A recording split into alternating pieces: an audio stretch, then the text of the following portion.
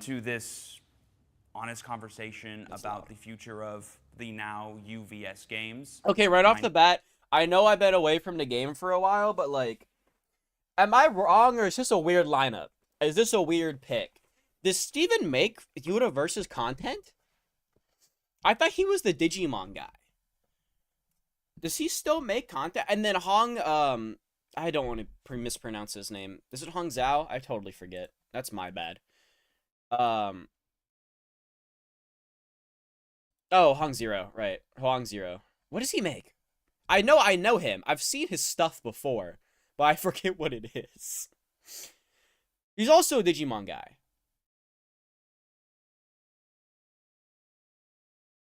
Yeah, they brought in the two Digimon guys.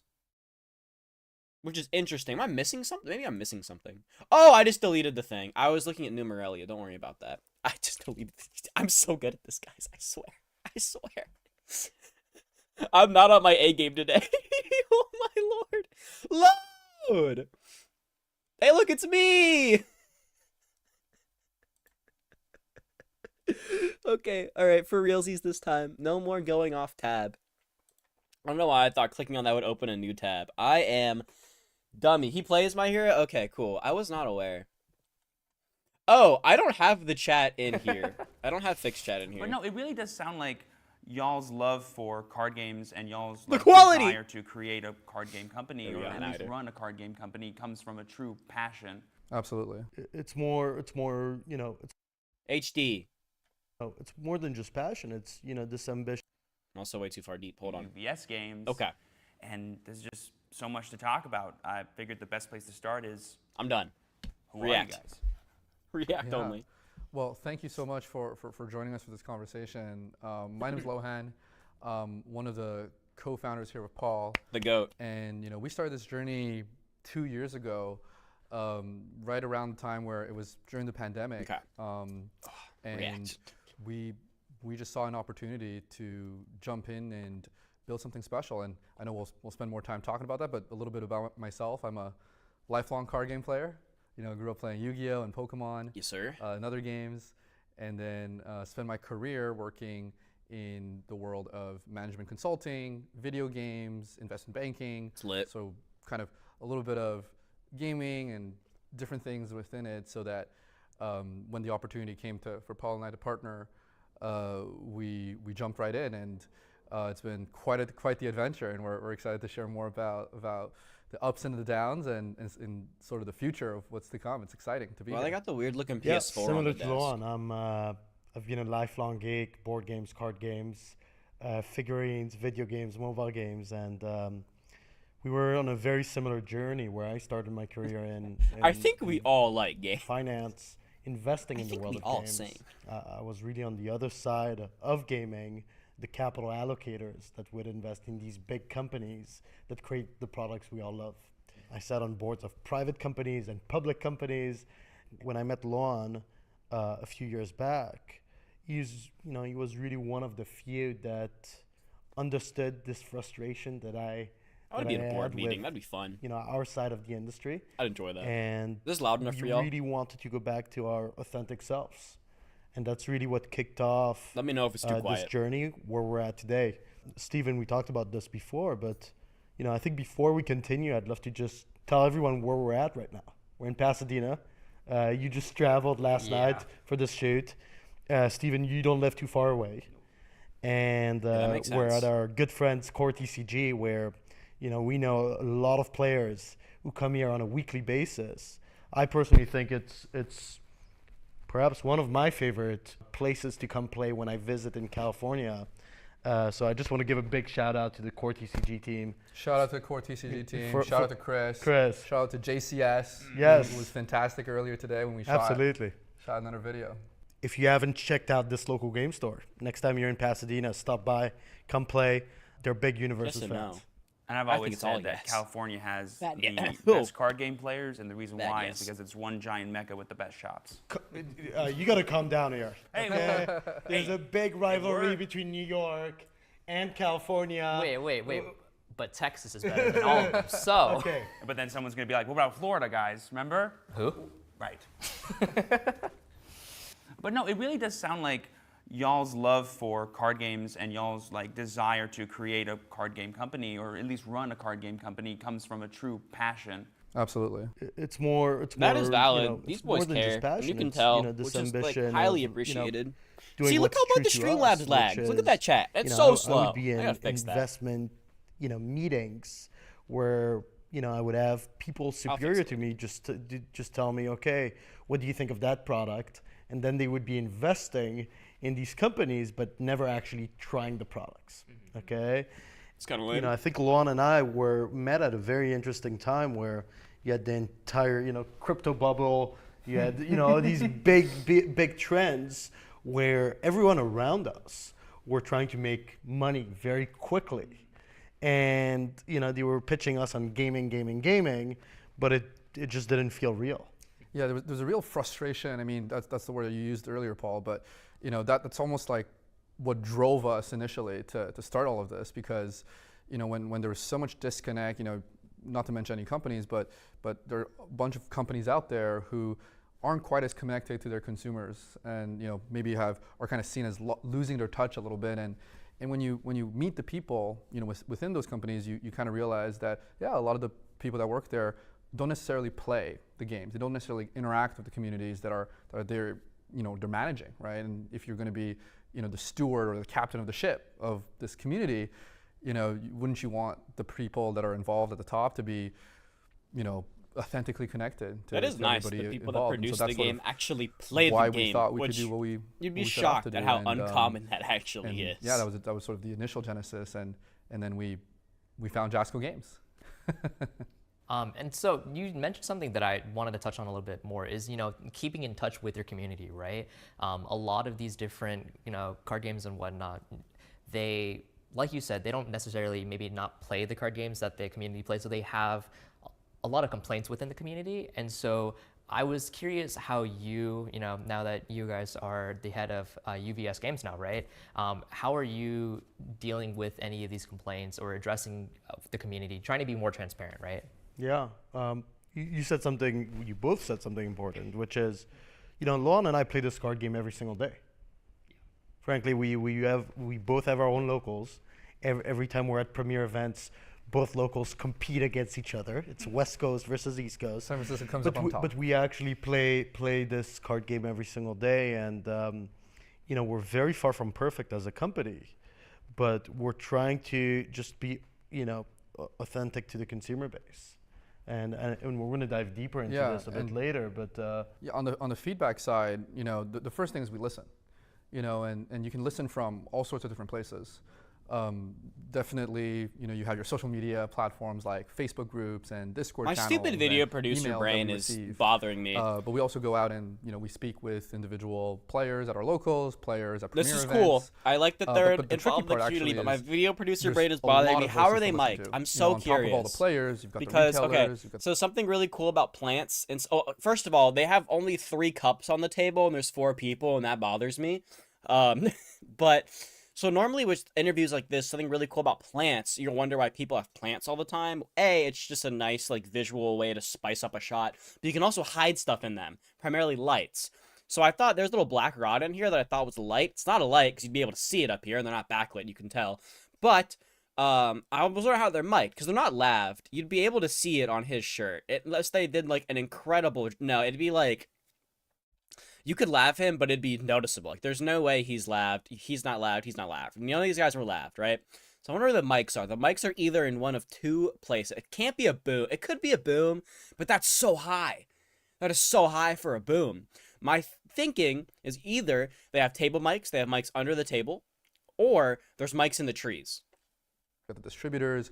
We also have to deal with our license holders. Which is weird because then your mics are behind people. So I'm wondering how the sound quality is as nice as it is when your mic's behind someone, but maybe I'm just dumb and you can totally do that and it sounds awesome.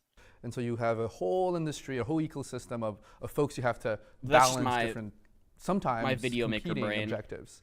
And so, you know, it's a lot of listening. It could be something else that I'm missing, but there's this little black rod you can see in the tree. I thought this was a light and then they panned out. It's not. So I wonder if it's a mic. I don't know what else you would put in a tree. Unless this is like part of the background. That's actually... Actually, I'm stupid. I think this is just the corner of these two cases. This is just the corner of the case. It's just the corner. That's kind of how it starts, and then Never mind. we I'm also done. have a team, that supports us. That You can't put a really, mic in. You can't we put a would mic love to behind really somebody. spend some That time doesn't actually work. talk more about the team, but they are really there to address all those specific issues. If let's say something happens with some problem that people have identified, we will take that problem and we'll bring it to the team, right? And then we'll have a discussion internally around what to do about it. And so, everybody loves to talk about bans and erratas, right? When there's a problematic card, or a problematic deck, how do we go about the discussion phase of, how it works? And, let's say, recently we just talking about, some of the latest changes that we've made. We've banned a card called One with Nature, and that's a card that came out. Oh, they banned One with Nature? Actually, in the older system, I need to check out the ban list. Now here in I'm the probably new behind game as well, and it was a card that we had our eye on for my a deck long didn't time. get hit. That'd be And awkward. a lot of people were complaining, online and on social media and to us as well.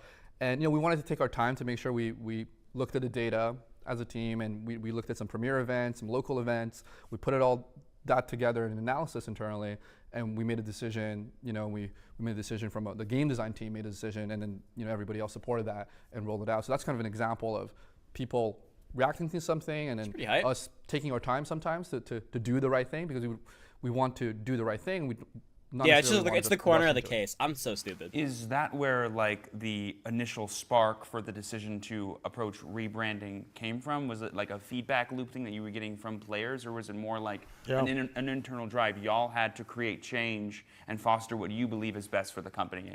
Absolutely. It's a really good question, and I think it's worthwhile to maybe spend a second on like. Dude, what is how did we on the find table? Jasco What is that? It's not. It's not. It looks like an ancient like.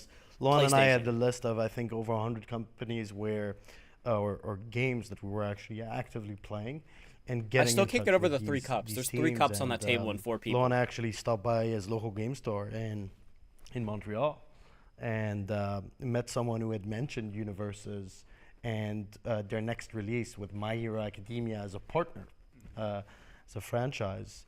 So we ended up getting on a call with them, and I think 24 hours later, we were like, you know what, we want to meet you in Las Vegas. Jasco Games was based in Las Vegas.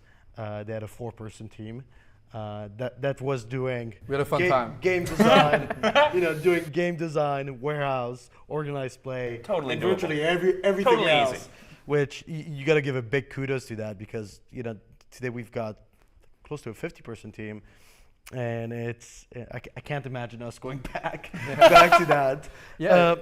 And we ended up flying to Vegas. And Lon and I have been doing these types of conversations for almost 8 years back then, and we ended up having the funnest week with Jasco Games, because instead of these intensive negotiations of what should we be doing with the company, it ended up being us playing board games, card games, and go eat at amazing restaurants for I think 4 or 5 days.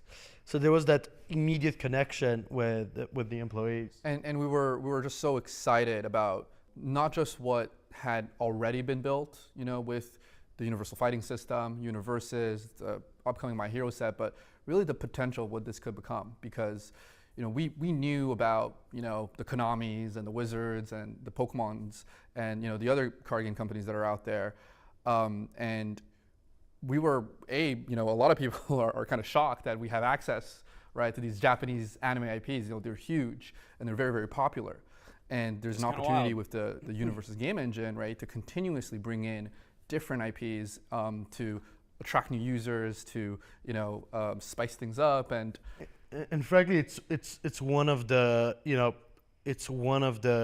biggest skill sets that the prior management team had, and it's really important to mention, something we were shocked by was that, for the last 17 years, Jasco Games was able to partner with Capcom, with Warner Brothers, with Bandai Namco, with all these license holders to basically take on the best franchises that would fit in a fighting game. That is pretty high for a company like that small, right? Sustain this card game. As you guys know, there's over 30 card games that are launching this year. Most of them I would say 99% of them will probably fail. It's very difficult to launch a card game, and we're going to talk about this. There's an LGS shop owner that told me this, that 2023 is the year where all the card games go into a dark room with a knife, and whoever comes out is the one he's gonna buy. So, but the opportunity for us when we saw, what Paul said was these are 4 guys building this entire TCG, right? They had all of these licenses, they had all of this kind of community already, but what if we put nitro fuel into this thing? Right. Like if they were already able to convince Warner Brothers and Capcom that a card game is worth their IP. It's not just Warner Brothers and Capcom. I think their greatest asset was actually the community. Sure. How do you sustain, and let's talk about gaming overall. It's not just tabletop, it's video games. For us, the biggest signal was they were able to basically create multi-year retention of a consumer base for 17 years. How many product lines can say that? And for us, it was, okay, we had heard of universes, we played the game maybe once or twice, but we weren't deep into the community or the game. And for us, understanding that they've had that multi-year retention was a big signal that the game engine in the first place and the community, right? Like having that retention really despite being it's like that like thing you were talking pretty about. Like much there's something already unknown. so great here. Let's just pour nitrous and It's turbocharge very it. impressive. That must have been way more appealing than maybe you two getting So I together and guarantee starting only your like own maybe new card like game company. a solid Because it sounds like that wasn't even an option. percentile of Exactly. the actual, Which like, is like, how do you card actually game get knows that level about of success? universes, really. I have no idea. Let's go to the people that actually did it, see It's what not they're very doing, and go, you know popular what, at this is all, great. especially back Let's just then. do it more. Exactly. So the fact that a game that there's so many unpopular was able to limitations, retain that many when players you're, is actually kind of insane. Resource constrained, right? To do the marketing right, to do the distribution right, to do the manufacturing right. There were 4 people, building this thing. And I know we've said this multiple times, but it was really an operation that kind of, when we got in, it felt like everything was, duct taped together, right? And so a lot of the work that we got to doing is to professionalize the company side of things, right? Bring in people for specific functions, bring in people who have industry experience from, Wizards of the Coast, Pokemon, Funko, and frankly, this is what Luan and I have spent maybe most of the last 2 years focused on, which was, we saw this industry it had a lot of passion, unlimited passion, but where do you even start to find talent? Like, think about that. It's like you've got one giant company, Wizards, okay, that is based in Seattle, and then the rest of our peers, that have built successful card games, they're actually all in Japan. Think about that for a second. And, we looked at each other and we're like, okay, we got to make sure if we want to make this one of the top card games out there, we got to make sure we're able to get the right talent. And that's the opportunity, frankly. It's the opportunity. And for the last 2 years, that's what we've done. Today, I'm very, very proud to say this. We're going to be a top card game because of our team. You look at our head of sales, 25 years at Wizards, and that's a big change. Shoot. You guys are consumers, so you don't always see the nuances behind the scenes. But having a head of sales that knows all the distributors can just pick up the phone and be like, okay, I'm part of this team now. That's actually so nice. Wait, that's we sick. then have head of product, used to work at WizKids and Wizards as well for plus a decade. Our head of creative, has worked with Xbox, has worked with Funko, has worked with Pokemon. Talking about Pokemon, head of marketing, 10 years at Pokemon. So we are, both Lon and I are obsessed with, talent. I always say this in interviews, but we've really gone from a 4-person halal truck where everyone would cut the meat, swipe the credit cards, to close to a 3-star Michelin restaurant, where we now finally have functions. We've got both our operations as well as our studio. We're dealing with product marketing, creative, warehouse logistics, sales, HR, finance. And we also have an office actually in Tokyo. So we have an office in Tokyo. We have a Japanese liaison. Dang. Licensing is very difficult. And up until this year, we were primarily manufacturing in Japan as well. So there was so many investments. Did they switch their printing? Because I remember they said they were printing out of Japan, which was really expensive. This and they is wanted really to what it switch is. to It's a flywheel because US-based printer. we haven't talked about the game engine at all, but this is truly the greatest game. if you're a fan of a franchise, we've got a product for you. I wanted to ask you, because obviously this wasn't a decision you made overnight, right? This was something that, using the history of everything that's gone on, that led to this decision. So I was wondering if you could talk to us a little bit about what factors went into making this decision to do the rebrand to begin with. I think this is one of those questions that we were considering from day one. The first day you enter, you don't want to change everything, right? You want to be respectful for everything that's already been built and try to really, first of all, understand, right? Learn. And so it's been a question that we've been asking ourselves over time, is what does the future look like, right? We knew going in that we wanted to build the greatest card game company out there, period. So if we are to achieve that goal, what are the steps that we need to take to get to that point? And frankly, organically, I would say there are a lot of people that, now that they knew that we were owning the company, that we were operating the company, whether they were distributors or retailers or even players, who would come to us and ask us the questions like, "Hey, are you going to change the name of the company?" And and different people would give us different opinions about that. And a lot of people, kind of gave us the feedback that you guys should change it. And so organically, we had a lot of people who told us that people should know, right, that this is a different era, it's a different company, right? We have changed so much about the internal operations, the team, the way we think about our product, the future roadmap, that ultimately we want that to reflect in kind of what we're putting out there and the branding of it. Yeah, and I think you said it well. The universal fighting system, or universes, has really gone through so many different types of ownerships and waves. You had Sabertooth Games creating the game in 2006. It really blew up with Penny Arcade, Street Fighter, and then Fantasy Flight Games inherited the game engine. Okay, and after got it. Oh 7 no! overpowered sets, that ended up getting banned. Okay, I was gonna say those are the Soul Calibur ones, right? No, part of it. It wasn't. I don't think it was all Soul Calibur. You ended up having the death of the game. And thank you, FFG. One big fan another of the game card was game murder. Jasco, and he inherited the engine and started Jasco Games a few years earlier, and has been nurturing that community with a small team. Today, to Laurent's point, there's kind of a new dawn almost, where you've got a more professional team. We're more organized. We've got the resources behind us to make this a success. And when we got into Jasco Games, they were selling to less than 100 stores. And today we have sold to over 1,500 stores. We're at Walmart, Target, GameStop, mass retail. We're not just in the United States. In our World Championship, I think we had people from Austria and people from Australia as well. So we're global, and we needed that to be reflected in our branding, in our identity.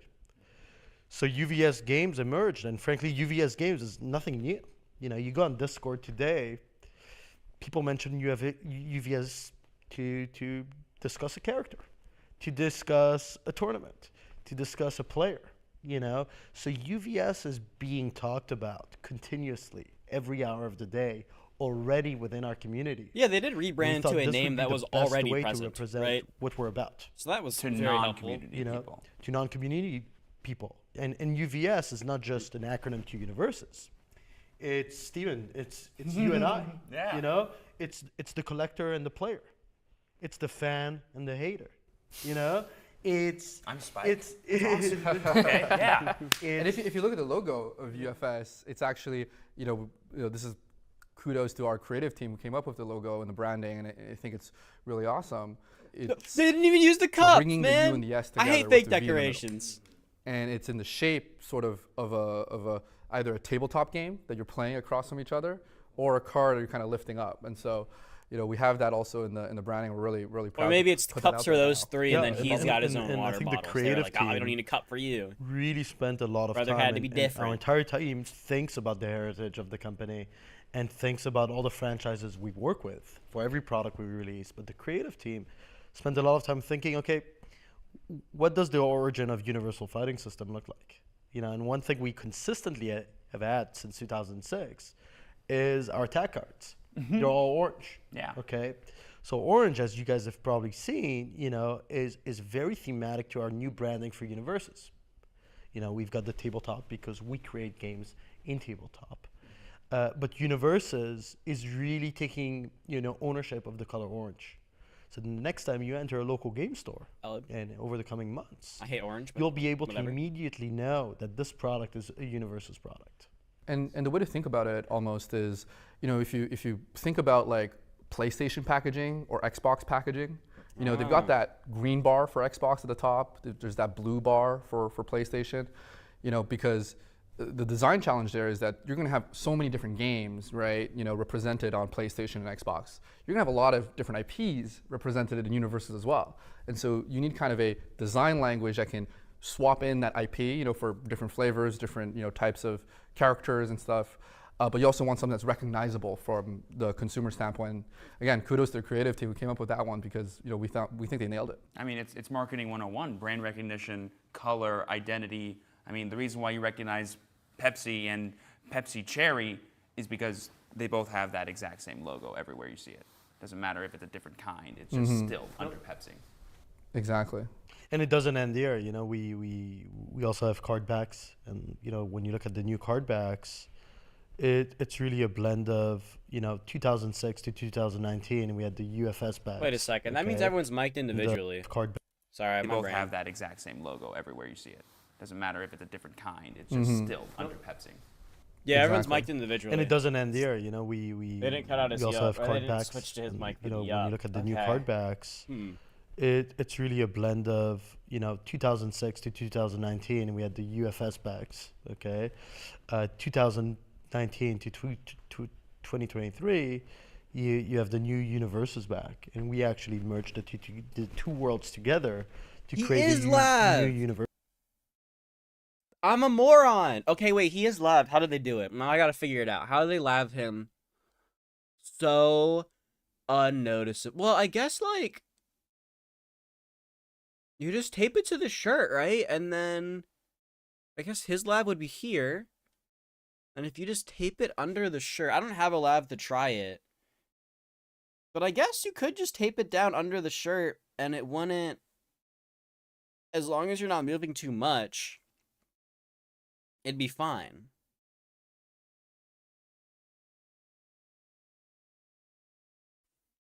I wonder. I feel like I guess they're not moving a lot.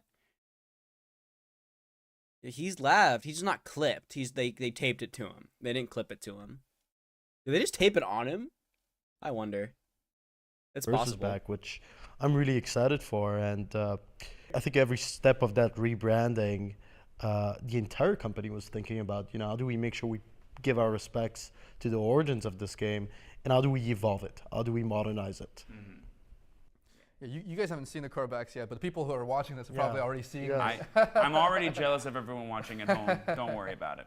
Something that I'm. Oh, you can see Steven's wire. You can see the cord. Yeah, Steven's easy to mic because he has a jacket, so you can just tape it. You can just stick it on the collar and you're chilling. Everyone else is in t-shirts, which is really awkward. You can make it works, but it's just awkward. About because I wonder if they just cats taped are it the to bad him, guys. like they're just bare Card games chest. are not the only thing I do. I studied economics and psychology by trade, and so I always have this mind of why people do things and what the future will look like once a decision is made. So I'm so overtly curious as to y'all's impressions of the short-term effects a decision like this might have versus the long-term, and realistically, like how you guys plan to measure that success. We've already talked about the feedback loop from the players, how that is like a great way for you to tell what's working and most importantly what's not working and what you probably have to look at to fix. How is this decision going to feel like what is actually going to be the reason you Hey, who's become walking in the best card background? game ever? Stay Like, still, when will you Fricker. know based off of what? I think ultimately both Luan and I are very long-term driven. Yeah. So while there's short-term, signals, we plan on being here for the next decades. Yeah. Okay, this is not one set, two set, three sets, and this is what we often hear in the community. I see these posts every day. It's like, set 5, My Hero Academia. It's the last set. We're done. The reality is we're in this for a very long time. So every decision we make at the company level is long-term driven. Yeah. I have pizza and I want to. And I eat think it, so I'm gonna ultimately, do that. internally, time. I think what all our employees know and our team knows is that we want as many players to play this card game as possible. And internally, one of the metrics we look at is weekly player average. Sure. And like at local game stores. at local game stores. Butts and seats. So we want to understand how many local game stores carry our products. Okay. Not that many. How many local game stores run events? How many players show up to a local game store every single week? And that excludes also premier events. This is purely, okay, I want to have fun this week. I'm not going on my Peloton bike. I'm not going on Netflix. I'm going to my LGS. I'm working on my brain Yeah, I'm today. working on my brain. And I'm going to hang out with my best friends, and we're going to play some universes. And I think this is a metric that I know Luan, has scrutinized it more than anyone that I know. But this is something that will ultimately tell the story of the health of our game.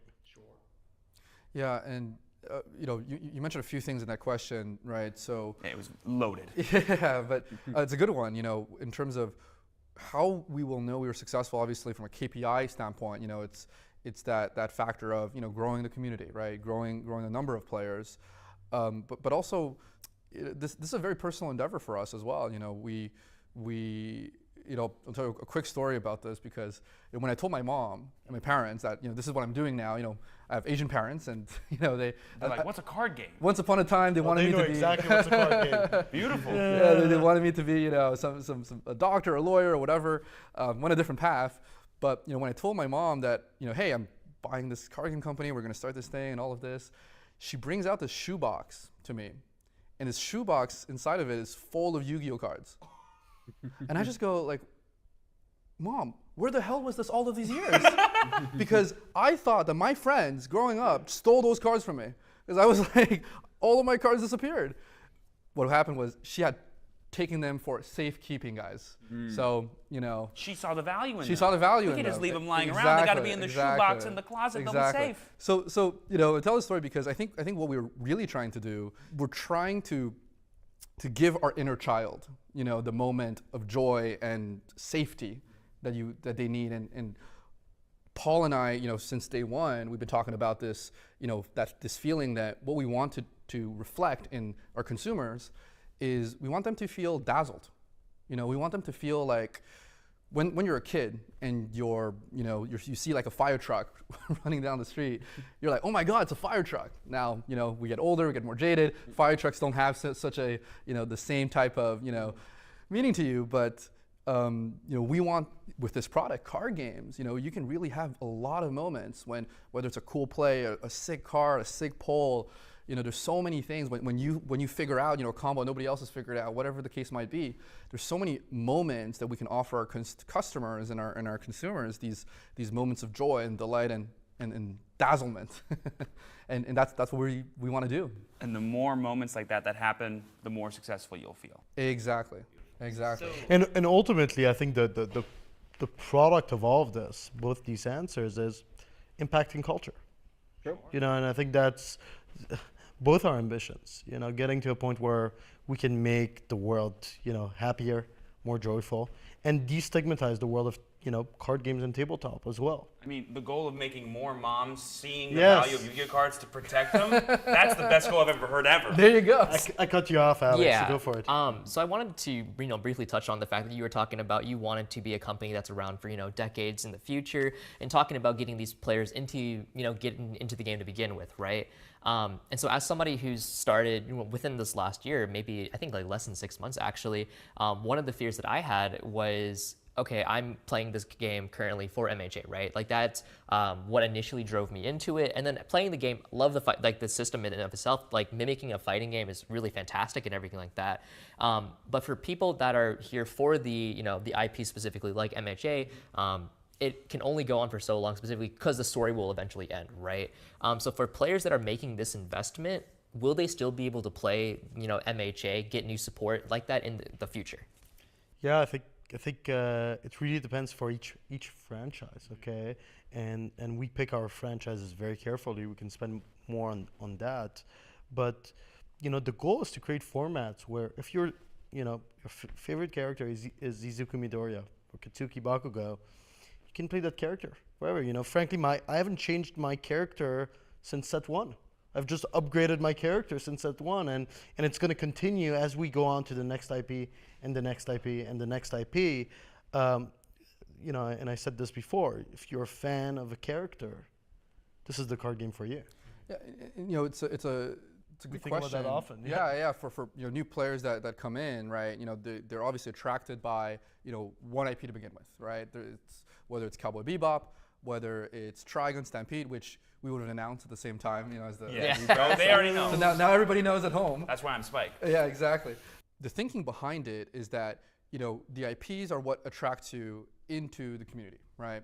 And then we have gameplay, and we have, you know, other elements that are a part of that, where the real pitch begins, you know? And the real pitch is, this is the greatest game out there. You know, I play a lot of card games. I'm sure you guys have played a lot of card games. If you get deep into this card game, there's so many intricacies to it. It's a little bit challenging to learn at times, and I think we can improve the learning curve there. But really hard. once you're deep into it, it's so beautiful in terms of the mechanics. And so we think that alone is something that has retained people over, you know, many, many years. And the second pitch is, hey, you know, maybe you like My Hero, but maybe you like other anime IPs. Maybe you like other IPs are not anime.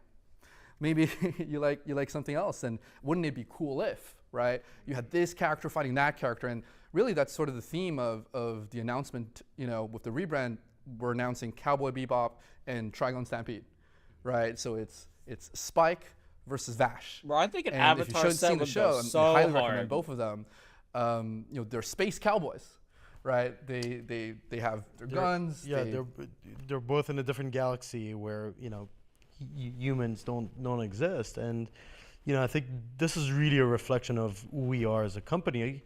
But I think also more importantly, you know, we're not just going to take IPs and slap it on a card game. Mm-hmm. You know, and I want to give a big shout out to our game design team and creative team, where, you know, these individuals will read the manga. All of them will read the manga. All of them will watch the anime. And then the world building starts, where we're actually making every single card thematic, you know, to the show.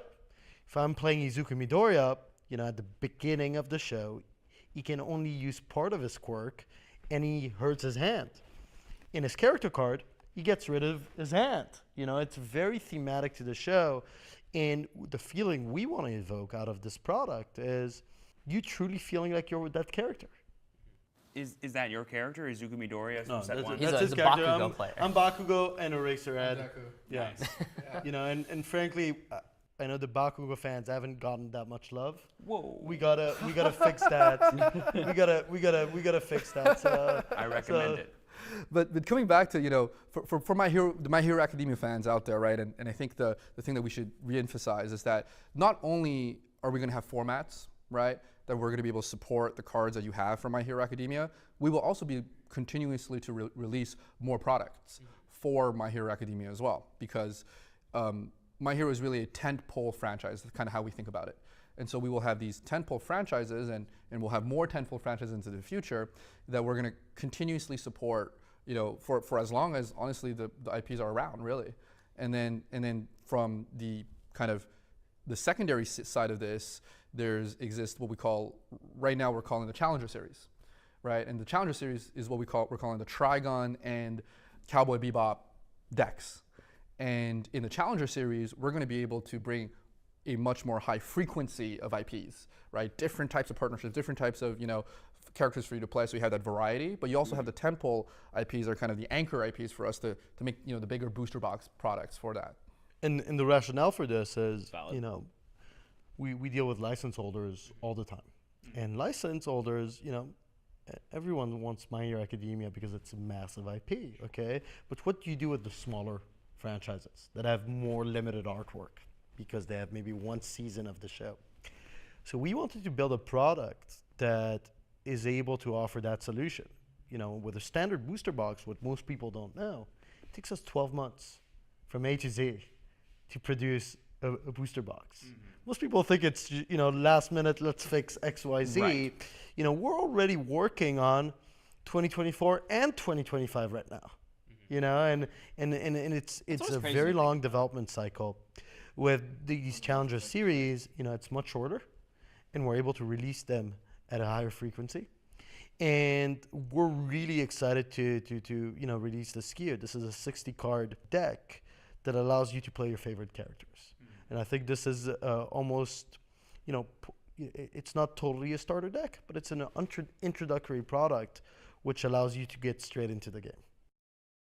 Steve and Alex, what do you guys think? Because you guys are new players to the game. Honestly, I've like you said, I've always loved UVS, my hero, all the blocks, because to me it's a test of mastery. There's so much complicated stuff going on between the foundations, the potential attack cards, your opponent's blocking. It really feels like I have to navigate a fight, and I have no idea what style my opponent's playing yet until they show me. And so I have to think way ahead of time, and I have to not only know instinctually what the best moves are, but also how to adapt to what's actually in play. And I fail all the time. Not just checks, I fail in general and lose all the time. But then I get back up and go, okay, let's try this a little differently. And then I get that triumph, and I'm like, that's what keeps me coming back, no question.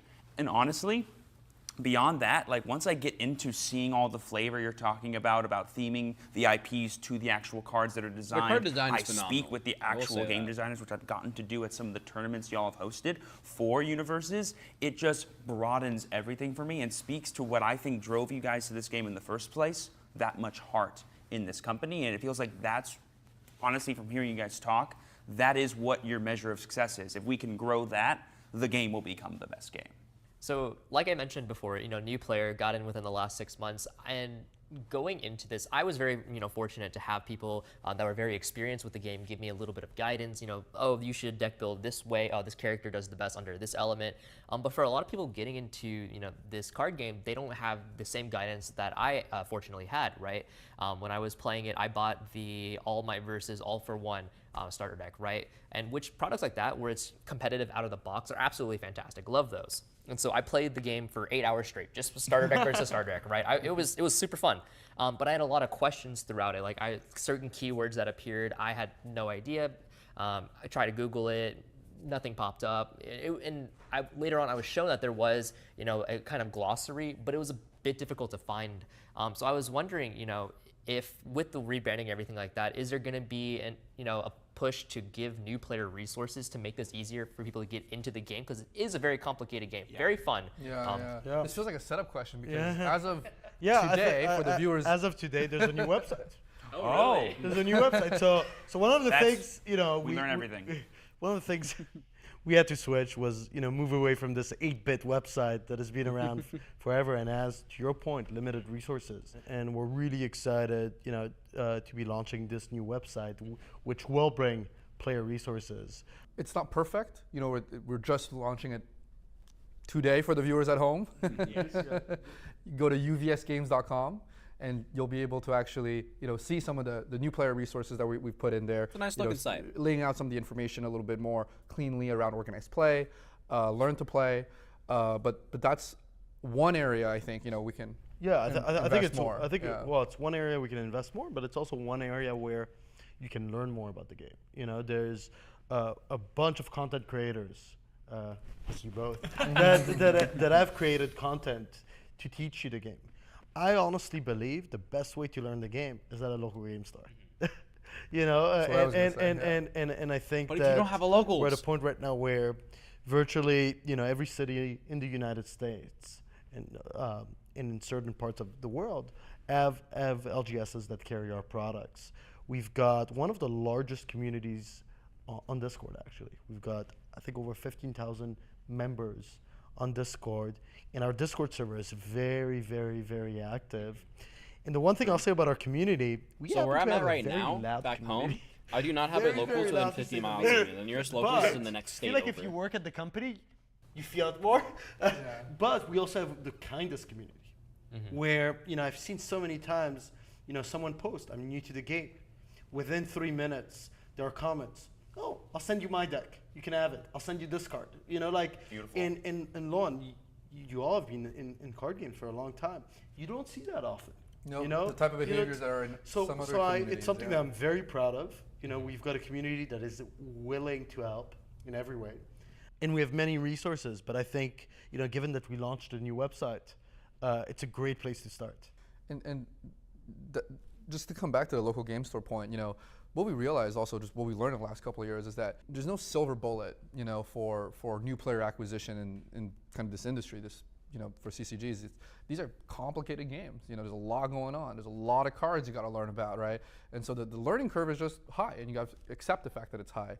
And obviously we can create resources and videos and all of that to support that, but really for us, what's really going to make sure that people learn the game, make sure that people enjoy that experience as well as they learn the game, is what you said in the beginning, I think, which is you need to find somebody that is willing to kind of be your guide and be your teacher, almost your sensei into this. And so just say UVS. UVS, exactly. So, but that's something that we want to triple our focus on, quadruple our focus on. And something that our sales team has been spending a lot of time on is, how do you give the right resources to local game stores? Yes. Beyond, marketing materials, beyond standees and posters and social media assets. How to run How do we give them locals? How do we give them kits, that allows them to turnkey create locals, create different types of demo events, and I've started doing that at my locals in New York. We have a demo event every month, and it's pretty amazing the impact that this has on making a new friend. And it's internally we call it the LGS outreach team, right? So those are our folks who, they are located in different time zones. So we have PST to EST, and the 2 time zones in between, and and it's a big team. It's a big team. a 6-person team today, team. And I would say we're probably the only ones, or we're close to the only ones that I know of, at least. Don't say that too loud. They're gonna copy us. Yeah, that is true. Yeah, Hey, we love being trendsetters. You know what I mean? Exactly. Trendsetters, yeah. And we get the feedback all the time when we talk to the retailers. Or we ask them questions like, well, what feedback do you guys have for us? And oftentimes, the feedback comes back, oh, I really like working with Ty. She's so great. We had this problem, and she just took care of it, right? And that's, at the end of the day, if we can provide that kind of service, and we can provide, everybody in the ecosystem kind of that human approach. We're a tabletop game where you have to interact with a human being as well, right? And next to you, and so we want to bring that level here, and I think ultimately that will flow through to everything that we do. And when people come into our community, we want them to feel that welcome, the sense that they're going to be welcome, the sense that somebody is going to raise their hand, whether on Discord or Facebook, to teach them, or at the local game store, right? And we want to really build, a community that everybody wants to be a part of, because there's so many great things. Would you rather be a part of a community where all of the people there could be your friends, you can genuinely hang out with and have a great time and be welcomed in? If that's for you, come join us, because I think it's not so hard for us. That's the actual product to do, but yeah, it is the product. So what you're saying actually raises a question to me.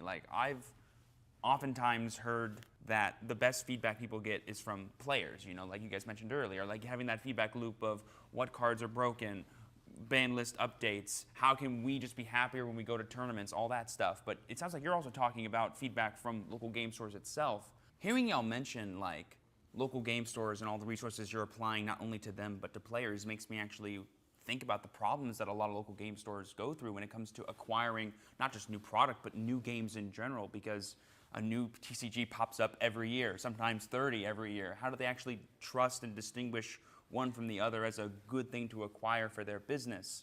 If you can maybe help me understand how you guys understand local game store problems and maybe what y'all plan on doing as a company to help mitigate them or make it easier for them to not only acquire your product but trust that their business will be safe if they do? I feel like there's so many answers to this, but it's a $1 million question. We've actually had a roller coaster on this question. Right. We bought the business. That's a very good question. We launched, a card game, probably the biggest partnership and biggest franchise ever. Okay, we were one of the biggest licensees to Crunchyroll in 2022, and Crunchyroll is our license holder. It's on YouTube. You can go back. We inherited a lot of sometimes. complexities. One of them was the unlimited versus first edition. The rewind button. And when a local game store is getting a first edition box or an unlimited box and not a first edition box, when they were told it was going to be a first edition box. Exactly. That's tough. So I think very tough. The first thing that Spiral we've learned tough. is communication. And this is not just with LGSs, it's with everyone. over communicating to license holders, over communicating to vendors, manufacturers, over communicating to distributors, over communicating to local game stores, and then the community. And just, this is an illustration of how deep that value chain looks like. But I think over communication is something that, frankly, we are trying every single day to do a better job at in order to have more alignment. And at the end of the day, the local game stores and retailers, they're running their own businesses. They want to do what's right for their business. And if what is right for their business is to do business with us, right? Then they will pick up our product and they will put in the investment and they will carry the torch, so to speak, to build these communities. Local game stores are fantastic community builders already. That's what they do day in, day out. They have their local scenes for a variety of different card games. I think maybe some of the challenges, and it's true that we have these challenges, is that local games are also very busy. They're very, they're mom and pop entrepreneurs. A lot of them are, and they have to take care of staff, and they have to take care of purchasing. They have to take care of a whole bunch of other TCGs. Because there are big TCGs like Pokemon and Yu-Gi-Oh and Magic who you just have to nurture as an LGS store because it's such a big part of the industry.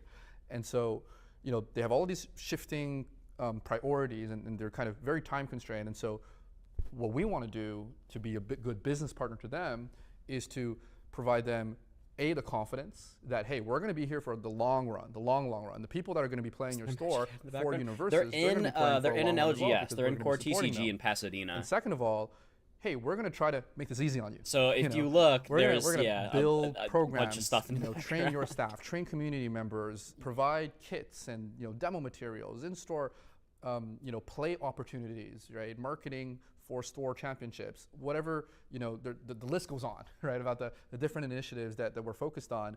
But really that's kind of core to our strategy, and every single function, every single, person on the team, we repeat this, our core, we mentioned it earlier, our core KPI is weekly player average. The only way you get to count a weekly player is if they play at the local game store. Yes, sir. And so all of our initiatives are focused back to that point. And I think the ultimate product, it seems obvious, but the ultimate product and what they care about is making money. You're a local game store owner, mom and pop, you actually have the burden of carrying all these products. When they cut back to Steven, there's some My Hero products in the back. Come into the store, play the game, and buy the products. And I think that's the goal we want to get to. And it's very complex. I'll be honest with you. We've had so many lessons. I think I don't like that people keep walking around in the background. How complex it is to run a CCG business. This is not just like, let's create a game, put it on Kickstarter. We've got a living and breathing product. We've got to make sure that every quarter there's a new release that comes out where the cards are really thematic to a show with a franchise, and we're able to, make our community happy.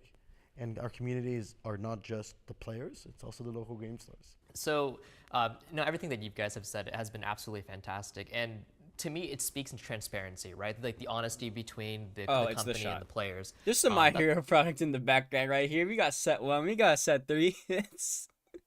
It's there next to the Battle Spirit starter decks. Who have you been enjoying in the My Hero game so far? Oh, so I play, I finally got a deck together. I got Shoddy. I really like Uwabami. You'll never get unpopular a character, I know, but Uwabami is my girl. Very excited to bring this to an event. It is outdated. It is not updated. It is like updated for set 3, but I just looked at the set 4 and 5, and I'm not missing too much. Only like 3 or 4 cards to update it. So I'm excited to take this to a webcam local because I finally got a webcam setup going. Assume they didn't talk about new art. So they're mostly talking about actually we have like the timestamps down here. So they kind of talked about like the start of UVS and how they like how Paul met everyone and they got on board and they kind of took over the company and all that stuff. And they're talking about like just more like the UVS rebrand going from Jasco to UVS and just kind of how they have leveled up the team. And they've gone from like a group of 4 guys making UFS to now a group of like 50 people making universes with a lot of people like on staff that have been in the industry for like years. Like they're like head of sales, I think spent 25 years at Wizards. So like he's got all the distributors on speed dial. Stuff like that. And then they talked about like kind of more just future like success, like how is UVS going to measure success? How do they get more players into the game? More, how are they going to continue to support IPs in the future? Like, are they just going to stop making My Hero stuff, or are we going to keep getting My Hero stuff? How are they going to go about doing IPs and whatnot? And right now they're talking about how they are getting new players into the game and more about LGS logistics. Assume they already talked about the new art, and they have not. They have not discussed any like gameplay like specific stuff. It's more company. It's more like company as a whole talk. Ubami is a neat thing of taking Tabi to regionals. So which one's Tabi? I don't know. I can look that up though. Let me do a quick UVS Ultra search. I'm a little behind. I'm like 2 sets. I was away from the game for a while, so I'm like 2 sets behind. So I have to learn all the new freaking Shia Saikai guys. Oh, this dude, Scarecrow guy. Or no, is it? It's Tabi. It's Tabi. Wait. I don't know which character you're talking about. Hold on. I got Tabe. I don't know which character that is. Transparency good. Yeah, it's actually crazy. The transparency is like wild. It's insane. Yeah, it's very nice. It's also nice that they actually play the game. Which it's very exciting. They actually play the game. I don't know what character that is. Unless you mean Dobby. Or somebody else, perhaps. Or Tabe, the Scarecrow guy. Unless I'm missing something. Namajiki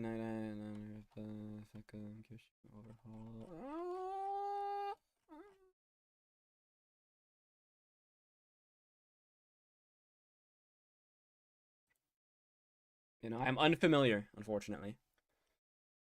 Oh, Scarecrow guy. Yeah. Scarecrow. Okay.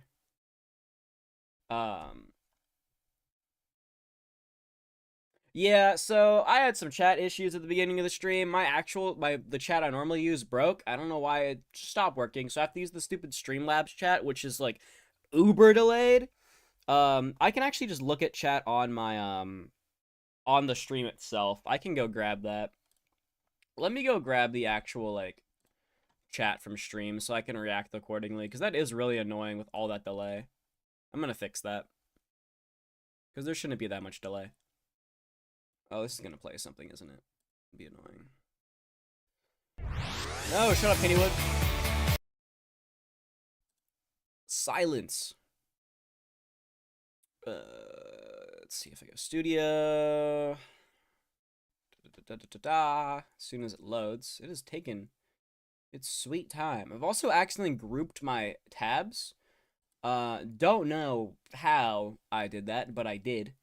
So, my tabs have been accidentally grouped. I don't know if that's bad, but it is what it is. Okay, live dashboard, and then I can just pop out chat. Pop out. There we go. Cool. Now I can react to chat as it comes through. Let me read this guy. Where'd he go, Scarecrow? Where's Oppenheimer at? Fun fact, if you didn't know, the guy that plays Oppenheimer is the Scarecrow in Batman Begins. Once per turn, after your attack is completely blocked, your rival pops a foundation. Pretty dope. And then remove 1 card from your rival's card pool. Your attack gets +2 damage. Your rival's check to block this attack gets a -1 draw card. Oh, that's kind of sick.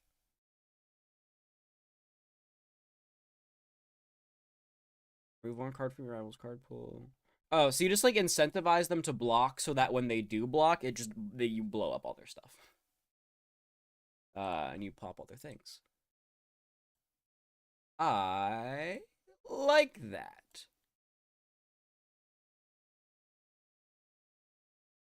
I really like the film class video. Oh, the one your friend teaches my my Pro ZD video. Yeah. That was a fun one.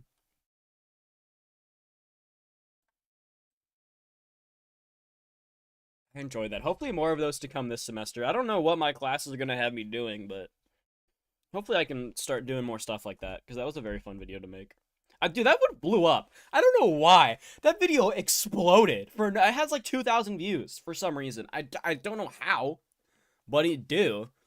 But it was great. And hopefully more. I shouldn't be making like My Hero skits. That'd be really fun. But that Scarecrow guy looks cool. I like that. I like that game plan. That's one of the biggest things I feel like players, they talk about a lot, is that they don't feel like the companies are very honest with them, and they don't understand the logic behind the actions, right? And so doing this, full transparency, it makes a lot of sense. There's a lot of thought that goes into these decisions. It's not something that happens overnight, right? It's something that is thought of over, a long period of time. And speaking as somebody that's hilarious, yeah. Worked with you just own them. Actually, no erase for you, sir. Houston has maybe like 1 or 2 local scenes. However, they're all like the north side of Houston.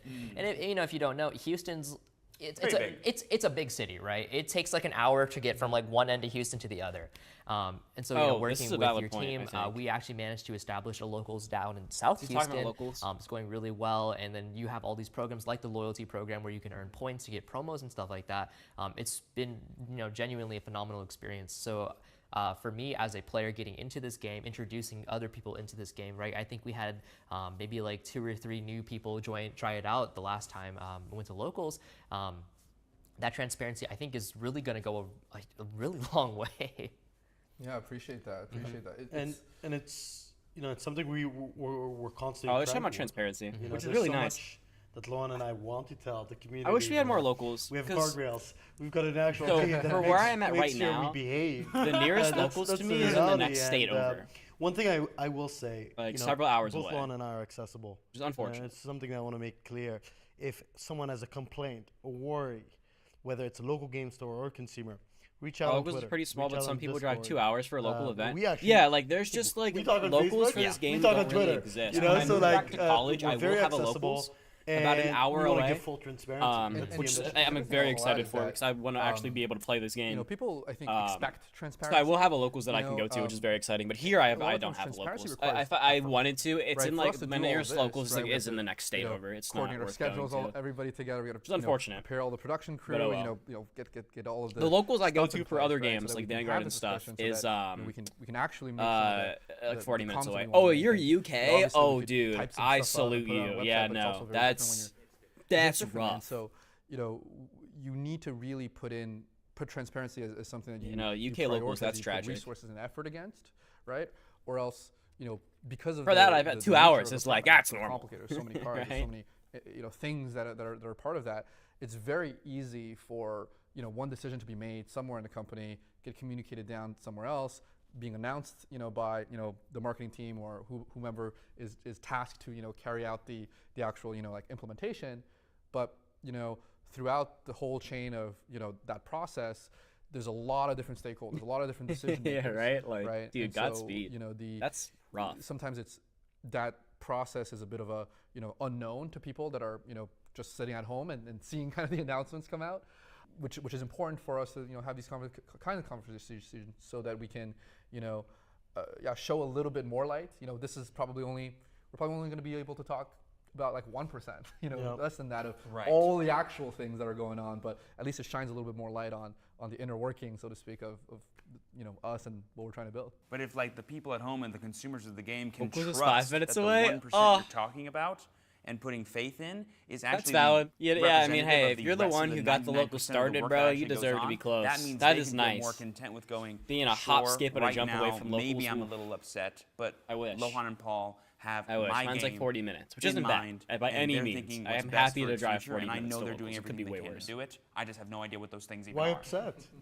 Sure, now I'm happy. I should try to Why start have that? pushing this. I just in think about locals. like the kind It'd of be- people that it'd be wish interesting. more I think they used to transparency sell it. happened are the Absolutely. kind I of think people my that locals have a tried lot to of sell the game, mistrust but it of was when it companies, came out, and it was just set I once, totally and get it it. was like in a rough reality is, spot already. It has never been linear. I think You now know, it would be a lot this easier company to and this game try has and gone push through for it, a but I crazy doubt they would go for rollercoaster. it. I could try though. And we have a standard of excellence at the company, and one of our values is honesty, ethics, trust, and we expect the entire team to uphold to these values, and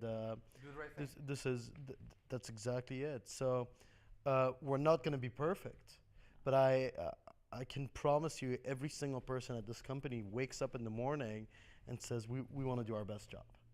Right, and I don't know what it is, but like actually having y'all say that and me looking at your face, it feels way better than if I just read it in a Twitter post. Yes. And like that's what I think the magic of transparency. Having you truly both is. here makes it better. This is You great. still need to do My Hero? No. So they we just wanna do this announced. recurrently, right? I'll pause it for now. They just with the most recent announcement and the updates to the card frame and stuff. They announced 2 new Clash decks. They're bringing back Cowboy Bebop and Trigun. So not just My Hero anymore, which is pretty cool. Pretty cool. So yeah, you got Trigun, and then they're gonna of course be in the future doing more different IPs, obviously, but the newest IPs that aren't My Hero are gonna be Trigun and Cowboy Bebop in the form of Clash decks. We posted a video earlier on, and Frankly, the feedback was strong, and we said, you know what, let's do this more. and let's get deeper, Yeah. right? Which spurred this conversation here. And so we spent a lot of time talking about things now in the present. It's the new right? Trigun, A lot yeah, of these, Stampede. changes, Yeah, it's a new lot of these Trigun. things that we're currently doing. But I wanted to ask, so going towards the future, as we implement these changes, how will you know that these changes are actually successful? Like, what's going to be the indicator for that? Yeah, ultimately, having more players, right, is one thing, but we also run a business, right? We have payments to make, we have payroll to meet as well, and So my students should have a Bebop before the rebranding. way we Oh make our money is shoot, pretty those simple. things are We ancient. sell boxes of product. It's We back. sell boxes of product. Cowboy to Bebop's our coming back, distributors. baby. They in Get hype. turn sell the product to retailers, and then players and consumers end up buying those products from retail. Just won't And be a so whole as long Cowboy as that, Bebop set. we're It'll be, making everybody happy, a deck. along the line that players want Be to a free spend con. money, retailers want to continue carrying the product, distributors want to continue carrying the product. It's like It's a success. it's slightly more nuanced than that. Unlike other card games, we happen to cater to 3 types of consumers.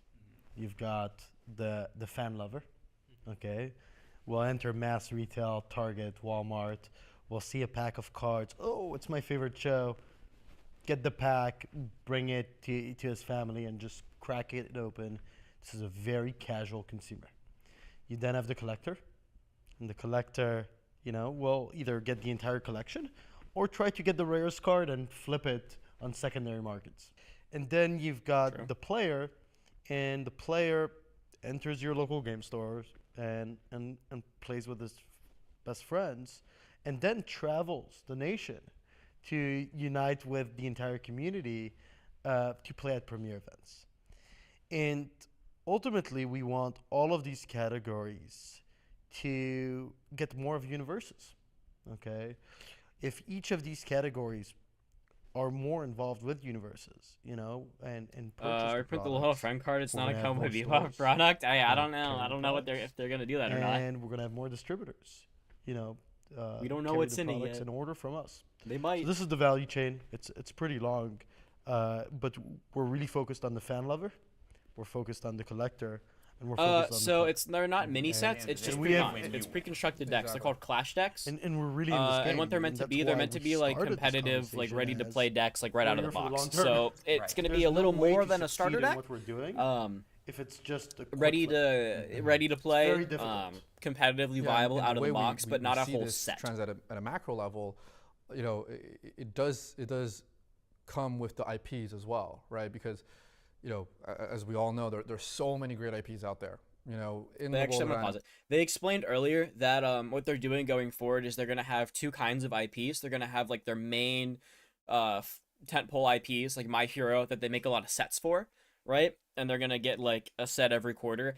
And then for smaller IPs that only have like say like 1 season of an anime and not a lot of material to put into a whole set, they're going to do these clash decks because, well, it's easier if you don't have enough material for cards, and also it lets them pump out different IPs more frequently, because a whole set, they said the development cycle for a set is 12 months, which is a long time. So it's hard to get a bunch of different IPs in the rotation. So by making these clash decks, it allows us to get a bunch of IPs in rotation a lot more smoothly. It's so nice to have a game with decks that are, oh, you don't have a deck for locals, buy this, you'll do fine. I love those. You know, I think they're fantastic. I think any game that does the, like, I need something, like, just competitively viable out of the box are stellar. Digimon does this to almost a scary extent with the Beelzemon deck. Vanguard started doing this. It's a good success. The only problem is when it was like Vanguard does it, where it's like, here's the competitive deck, and it's like $60, which is fine. It's a little like, oh, it's a little stinky, where it's like you could then spend the same amount of money to build your own budget deck. But I think games that do it, where it's like Yu-Gi-Oh! To an extent too, where it's like buy 3 of a structure deck and you can have a locals deck, sort of. The Clash deck. Yeah, I was thinking power-up packs. Thinking getting the newest My Hero Clash deck, but might just get them. Yeah, right, honestly. I'm not sure if I think the My Hero Clash decks are in the same vein as the new ones, where they're like competitively viable out of the box, but I could be wrong. Don't call me on that, because I haven't looked at what's inside of those like at all, so I could be completely incorrect. Don't take my word for that. The Stride deck set, yeah, right? Stride deck sets are good. I don't like that it's like $70. It's a little yikes, but the decks are very, very strong and like top tier out of the box, so it's hard to complain about that. Yeah, any game that does competitive out of the box decks, I am super on board with. I mean, in the world of video games, in the world of TV and movies, and certainly the opportunity for us to create products that are the ones that we've put out and the ones that we've announced, but also different types of products in the future as well. Those are other ways for us to expand our business so that, you know, we have more IPs and more product offerings, you know, in different CCG categories, but also potentially more categories as well. And that will be, you know, kind of the business success that we can achieve over the long run. What's like something that if you could add it to the framework of how your business operates, creates, and makes money, what would it be that you could just instantly start? We come up with many ideas every single day, but you know, one maybe of our showing up a lot in events paired together, like 40% of the medal. A festival event. Ooh, okay. When you enter a premier event, there you go. Good decks. Very good decks. I might pick those up. I'm going to that stage because it's the Marvel stage. I'm going to that stage because it's the shonen stage. And in the shonen stage, I'm able to play universes, but I'm also able to cosplay. I'm able to eat my favorite licensed snacks. I'm able to play a board game. Okay, and we think obviously CCG first, but there's many opportunities to think of other product lines that our fans would love. In addition to, you know, other product lines, there is also CCG adjacent products such as sleeves. Wait, I want to go back. That's this is interesting. Hold on. It's like something that if you could add it to the framework of how your business operates, creates, and makes money, what would it be that you could just instantly start? We come up with many ideas every single day, but you know, one of our, you know, part of our vision is to create a festival of fandom. You know, when you enter a premier event, it's not just, you know, the CCG. It's I'm going to that stage because it's the Marvel stage. I'm going to that stage because it's the shonen stage. And in the shonen stage, I'm able to play universes, but I'm also able to cosplay. That's a sick I'm idea. able to eat my favorite licensed Yeah, let them snacks. cook. I'm able That's to epic. play a board game. Okay, and we think obviously CCG first, right? But there's many opportunities to think of other product lines that our fans would love. In addition to, you know, other product lines, there is also CCG adjacent products such as sleeves. Sleeves, yeah. We've already done sleeves, boxes, playmats. You've seen playmats being produced, and I think these are accessories to the CCG line. But, you know, we want to really build this company that really has all IPs out there and has a product for someone. I'll add something slightly different, actually. And let them cook. We get a question often about, hey, are you guys ever going to make, you know, the digital version? right, of the We card ask game. this every single day. Every single game we a ask lot of card question, games do that nowadays. you know, Even if it's the answer expensive, they is, shouldn't be costing you we're 30 not bucks. working on Like it accessories, yet maybe today, smaller and but in the future, promos. yes. And you know, the That's a good point. You kind of end up having like, so with a lot of card game tournaments, a lot of like regionals and stuff, you kind of have two camps. And a lot of those camps, so a lot of those games that cost a lot of money to enter. I know like Pokemon regionals are pretty expensive. Magic regionals, you have to pay an entry fee. A lot of those have entry fees because there are prize pools, because you're playing for money, right? Because Top Cut gets a payout. A lot of those will have entry fees, but a lot of games that don't, like, does Yu-Gi-Oh have an entry fee? I don't think it does, right? I don't think YCSs have entry fees. You just get like some dice or a coin. I could be wrong though. I don't remember if they do or not, but I know that Vanguard tournaments do not have entry fees. Instead, they're free. There's no prize payout. You're just playing for bragging rights and a piece of paper. I have mine over there because I got top 3. You're just kind of playing for bragging rights. But you do get a promo and a playmat, which is for free, excellent value. And then if you top, you get another playmat and a certificate. A digital version of UVS would be so rough to code with how the game works. Would it? I was thinking about this. Would it be hard to code? Because seeing stuff like the One Piece online sim, I think if you took like a similar framework to the One Piece's online sim and put it in UVS, it would work fairly well. Right? Like, you probably, I think you could code it not terribly. You would just make it not super automated. I think if you just ripped the framework of the One Piece game, smacked it in UVS, I think that would work, unless I'm missing something. But I think that'd work pretty well. Granted, I'm not a coder by any means. I am not a computer programmer. Thought about it, but whatever. Very much there to go to a tournament top and get flown. Yeah, right. It's like a lot of Dakota tabletop sim versions seems easy. I can't. Why is there a heart in that way? Sure, easy. Oh, so Master Duel. Yeah. So not like Master Duel, not like a Hearthstone true client. But if you looked at something more like pressing priority would be rough online. So like enhanced priority, or like how does priority work in My Hero? Because if you're talking about enhances, you would just code it where enhance would just pass back and forth. It would go to your turn. You would go like, would you like to enhance? And then you could even program it where it highlights available enhances at that moment, right? And then you can just click on the enhance, and it would go, do you want to use this enhance? Hit yes, boop. The effect happens, pass back to your opponent. Would you like to enhance? And then there's a pass button. If you both say pass, then it continues. Would be my guess. That would be my humble guess as to how that might work. Not a programmer. I could be saying absolute nonsense, but that is my guess as to how priority would work in an online sim. Or you could do it like exactly enhance at any response when a trigger happens. Oh, so what you would do is I think what UVS needs isn't like a Master Duel sim. Like, we don't need like an official sim, as nice as it would be, right? And I think it could be done, but that's the amount of resources it would take for that are actually insane. And is not something I think UVS Games is capable of doing right now. But what I think would be more beneficial is something more like the One Piece TCG sim, which is, or like something like Card Fight Area, just one of like the fan made sims where it's almost more like Dueling Book. I think we could use something like, or maybe something more like Omega.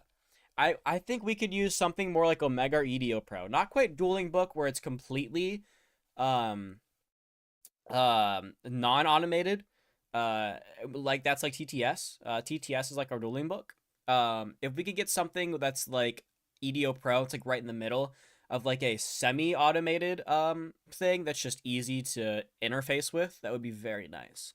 I think tabletop is widely accepted at this point. It's fine. Yeah, tabletop is fine. I wish we had a sim that wasn't like.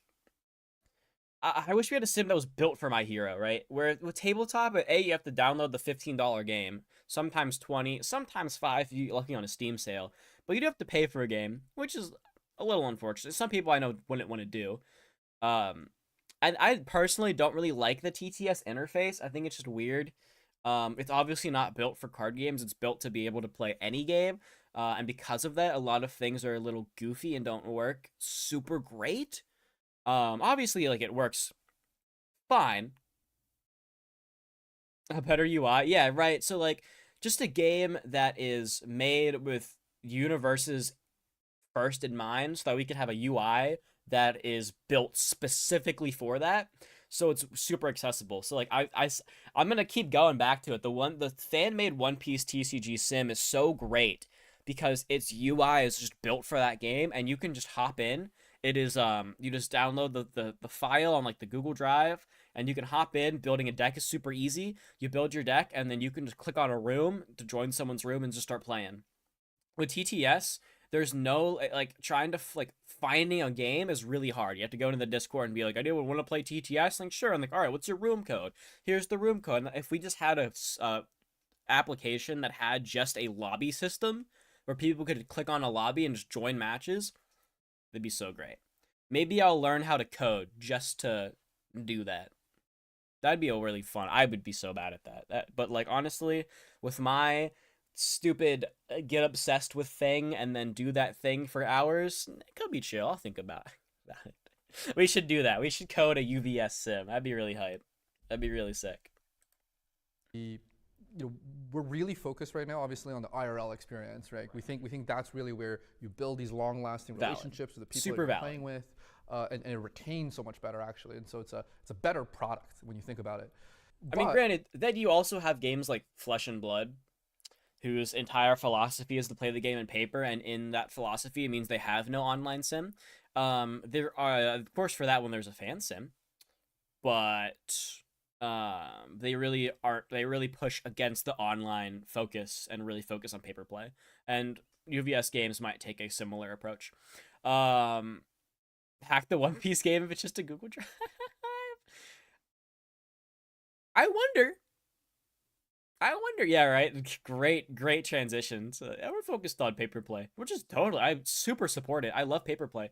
The problem is when it's like we're super focused on paper play, and then I go to the store locator and there isn't a store within 50 miles of me. That is a little unfortunate. So in that case, having a sim would be nice, especially because of how, like, online and, like, webcam integrated, like, UVS is already.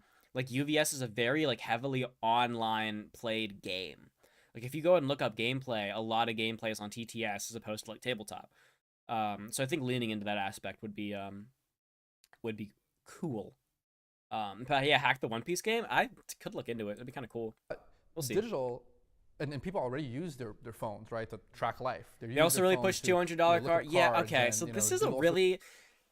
I looked into Fab to, like, try to get into the game because I was like, maybe this looks interesting. Also, Jacob Bartoletti, I forget his last name, plays it, and I was like, that's pretty epic. Let me look into it. It's really weird how that works. Because if you go to any, like, Flesh and Blood player and be like, but you have $200 cards, they have, like, a million counter arguments. You can start with Penny Arcade. Oh, yeah. It's bad. Can I get rid of this stupid heart? I can't read the actual chat. I can use my phone. Penny Arcade's in the culture. Yeah, no, that's valid. Which makes sense. Yeah, the $200 cards are weird because everyone's always like, yeah, there are $200 cards, but you only ever need you don't really need them. It's just for, like, the upper, like, good, like, if you want to be, like, competitive, you need them, like, sure. And then once you do get that $100 20 card, you only ever need one of it, and it fits in all of your decks because it's an equipment. So, like, you don't even have to, like, unsleeve it and re-sleeve it to put it in another deck. You can just you could literally get it PSA graded, put it in a, like, case, and it's good to go whenever you want to play it. That's like their argument. And one of the videos I watched was they were talking. They were like, well, you know, if you can't afford the $200 card, you're just too poor to play the game, so go play something else. I was like, I think that's a kind of a bad take, but fair enough. Yeah, Flesh and Blood's a little weird. I super don't like the $200 cards. That's just, I don't think cards should be $200. That's a me thing. That's a me being poor thing. I don't like it. I don't like it. Not for me. Sorts of things, and so I just use it for Marvel Snap. Not Marvel Snap. That's good. I love that. There is a digital experience, right, that exists alongside playing the physical card game, right? And this is, we already have, the Universal's Gaming Network, right, which is kind of a tournament app, right, a tournament web app that you can use to play the game, enter your scores, look up events and things of that nature, right? It's a little different. As a player, right, you have a lot of things you need to do. You need to organize your deck list. You need to, figure out what your collection has. You have to figure out what the events are. And there's all of these things that can really live potentially in one area, right? And not just in one area, it can actually give you perhaps rewards, right, for playing at the local game store, for buying more product. And so just giving you a hint here of, kind of maybe some of the flavor of what we're thinking about for the future. Again, we're very focused on a lot of the stuff here I want to today. repeat what he just said. We're very focused on the CCG. In our opinion, we've really barely scratched the surface on this. Mm-hmm. And I think if we're able to succeed with our ambitions with the CCG, the impact will just be so big that, we can then think of the adjacencies. The future isn't what do we do next. It's how do we keep doing the thing we're doing and make it better and better and better every Frankly, time. I want to wake up every morning Respect it. and just become better every single day. Yeah, exactly. 1% every single day, and Absolutely. that's really the goal here, and we're feeling it. You're feeling it at the company. It's really exciting to see, as all of this comes together. May I be the first to say that when the UVS con happens, I'll be the first in line to buy a ticket. That sounds lovely. There you That'd go. be so epic. Speaking of dude. digital and everything like They did the that, whole con. previously you mentioned trying to make a new website, one that is more accessible for a new player, helping people get into this game, more resources. Can we expect a new deck builder for that new website? Oh, good. Wow. Oh, the I'm UVS gonna put this Ultra. on a lawn. What? Yeah. I'll say this: one thing at a time. Okay. Am I the only one that enjoys UVS Ultra? Oh, dude, yeah, the being able to send in packs for points is. I still have from that box opening I did last year. I still have my packs saved, just to be able to turn those in. That's so smart. I think that's so cool. It's just so cool, too. That's such a neat concept that has just gone by the wayside. I think that's such a cool idea. It's so cool, and it gets rid of the Vanguard promo problem. Where Vanguard has this problem of it has a lot of promos that are meta staples, but because they're promos and there aren't a lot of locals, those promos don't get into circulation and end up being $80 for a promo that you need for a competitive deck, which sucks balls. So by doing this, it lets them print functionally good promos that incentivize you to, try to get, but you don't have to spend $80 for them. You can just save up packs, or you can play in events. It's so nice. Yeah, it means players. Also true. It means people don't have to just throw packs all over the floor. That is super valid. Super valid. Before commenting more on the deck builder, one thing that the new website will have is a card list gallery.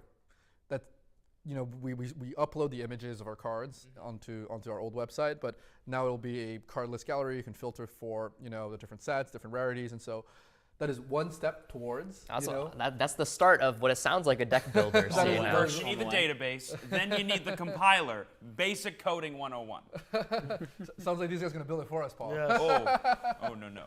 It's one of those things that the team discusses about it internally, and we've actually done a lot of work. We've done a lot of work on it, actually, on yeah. development of this, and. But we have no announcements today, just to be clear. Yes, very clear. We have enough announcements. as of right now, We've had enough scoops in one day. Neither can further than that. You almost told us what was happening after Cowboy Bebop. I saw you almost slip, too. So Be very careful. we've had more than enough. We'll cut it out in post. Right, you guys won't see it, but we saw it. Okay. What IPs surprised you? Oh, I was about to say, what IPs do Yeah. you guys want to see? I didn't know if we were allowed to talk about that or not. Are Oh we? yeah. I mean, Okay. Just speculate. You can speculate. honestly, to my understanding, IP what poll. matters more isn't IP necessarily poll. which IP we gain. It's the fights I'd like to see between Yes. IPs. What fights would you like to see? So like the Space Cowboy thing you guys are talking about, that sounds absolutely lovely.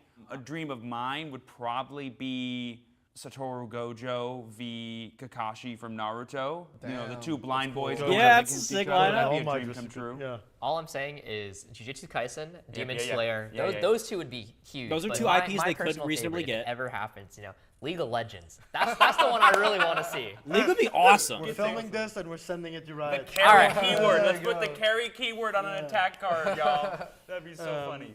That's not a Honestly, boom. we'll That's a talk fan. later. I mean, all these names. I did see that earlier. I won't That's not a confirm or boom, it's a deny, but fan. These are conversations we're having internally. Not a no. You know, it's not a no, and we want to get there. We You guys really missed. wanna- You missed earlier when I went full freaking deep dive into my video production brain kicked in. And I was trying to figure out some stuff on set. So first off, I'm 90% sure this is a fan, because you wouldn't put a boom here. It's way too far away to be a boom. It's either way too close to the camera to be a boom. It's super far away. It's not getting any of their audio, or it's the biggest boom of all time, or it's like this big and is towering over them. I'm 90% sure it's a fan, because also I know they're not boom, they're laved. They all have lav mics, incredibly well hidden lavs, because they're all in t-shirts. So I wonder if they just taped it to their bare chest. But they're all laved. Can almost confirm they're all laved. And I'm not. It's got to be a fan, because it's by these lights. That's way too big. It's either way too far away to be getting any good audio, or way too humongous to be a boom. LOL wouldn't do it because the LOL game. Maybe. I think they could partner with Riot. LOL doesn't have a tease.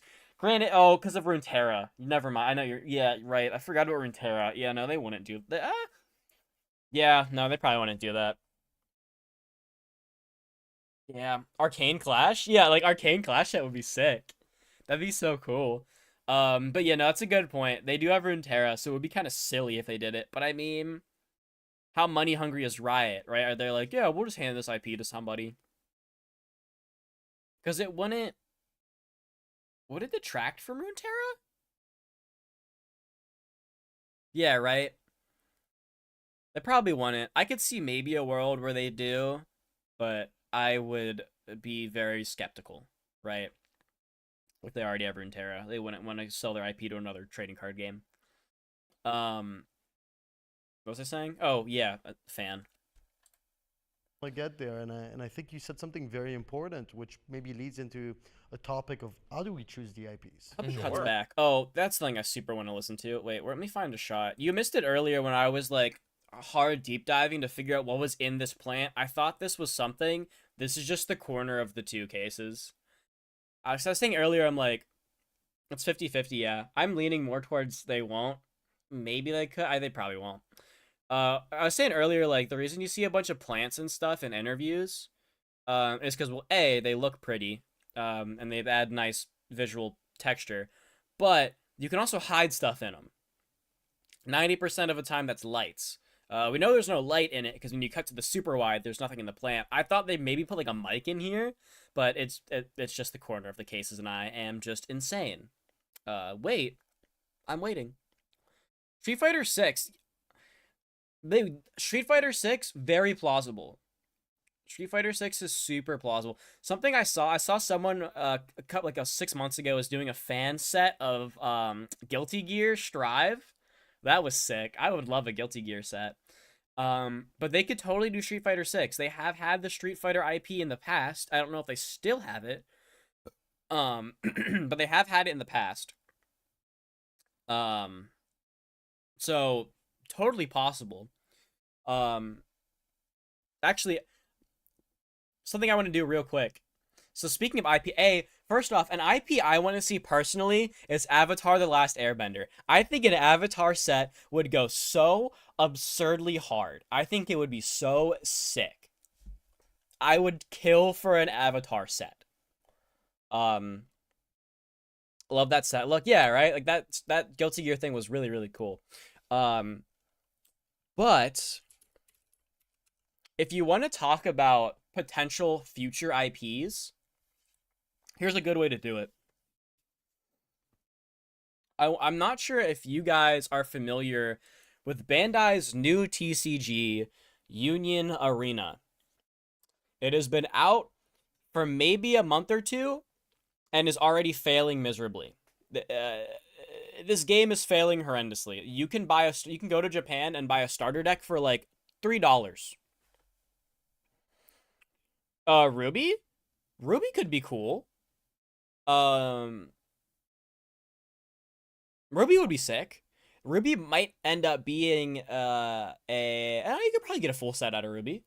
I can see Avatar, right? Avatar would be hype. I could see Ruby. I think Ruby could work. They put Ruby in Weiss, so like you could put Ruby in here. So let me go on this tangent real quick. If you guys want to look for new IPs, here's Union area. You could go to Japan and you can buy booster boxes for like $15. This game is failing miserably. It's doing terrible. But one of the IPs Union area has is My Hero, which means that My Hero is an IP for 2 different card games. So what that means is if My Hero can be an IP in 2 different card games, it's reasonable to assume that the other IPs from this card game could be brought to other games. So like Demon Slayer, for example. Demon Slayer is in Union area and is in Build Divide, another Japanese card game that sucks booty hole, but it's also in there.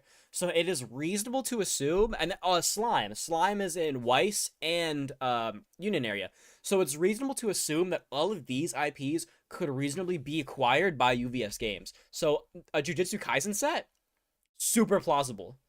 Super plausible. Demon Slayer, right? We can get Bleach, Code Geass, Hunter x Hunter.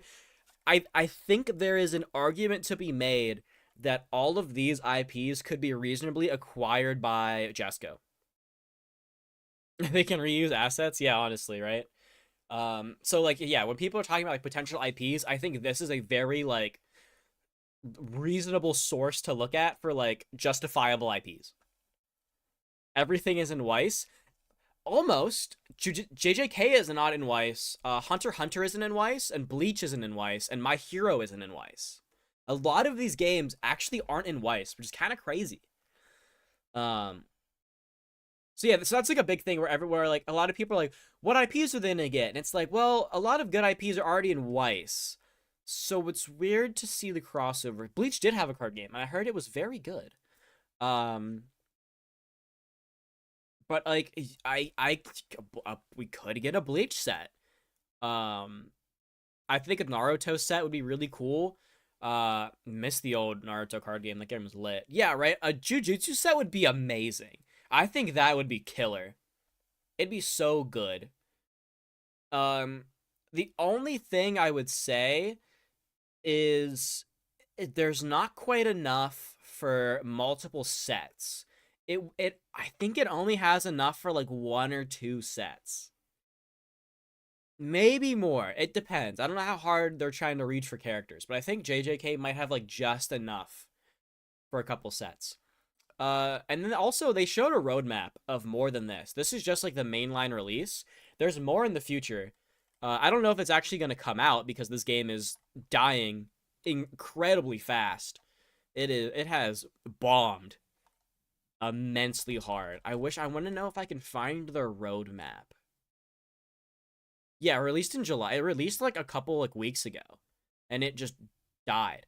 They did. So actually, it is like it's a soft reboot. It is the exact same rules, picking up from where the Naruto game left off. Of course, under a completely new IP, because they couldn't just acquire Naruto. So it's their own IP, but the system is exactly the same. I forgot its game. It was super generic. The Naruto game was not generic. The Naruto game was sick. And very, like, Naruto themed. So there's a lot of stuff in this new Naruto, like, alike reboot thing that is kind of weird because it's trying to replicate the mechanics of like jutsus and parties, which like is a hard thing to It was really easy. It made sense in Naruto because Naruto, the ninja teams go out in squads. You have to really work to get that into a different IP and have it make sense. But where's the roadmap? I want to find it. But the Naruto game was really cool on how you use jutsus and stuff, and like the chakras. It was sick. It was really sick. Oh, it's not. So when did this come out? April? All right. They had a roadmap where they showed stuff like Blue Lock, which I was really excited for. I think a Blue Lock set would be correct. I don't know if they could do a Blue Lock set in UVS. But it'd be really, really sick. But yeah, so I think all of these IPs are super reasonable to potentially expect for UVS. I think there's an argument to be made as to why these could come to UVS. Dang, they had put out a roadmap, but I just don't know where it is. Yeah. Oh well. Point made. So if you're looking for potential games that could be in UVS, it's a good place to look. They did it on Weiss. Oh, did they? I haven't looked at the Japanese. I know Japanese Weiss is very different from English Weiss. I have not deep dived the Japanese Weiss sets, so I do not know what's in those. But I know it's in the English sets. Real talk, like I mean, all these names, yeah. like, I won't confirm or deny, but these are conversations we're having internally. Not a no. You know, it's not a no, and we want to get there. We really want to get there, and I think you said something very important, which maybe leads into a topic of how do we choose the IPs? Sure. You know? Ultimately, this is a fighting game. Yeah. One character versus the other character, and fighting games have really worked well within this engine. We're actually, I think, one of the deepest licensees for Capcom. We've done 12 product lines with Street Fighter.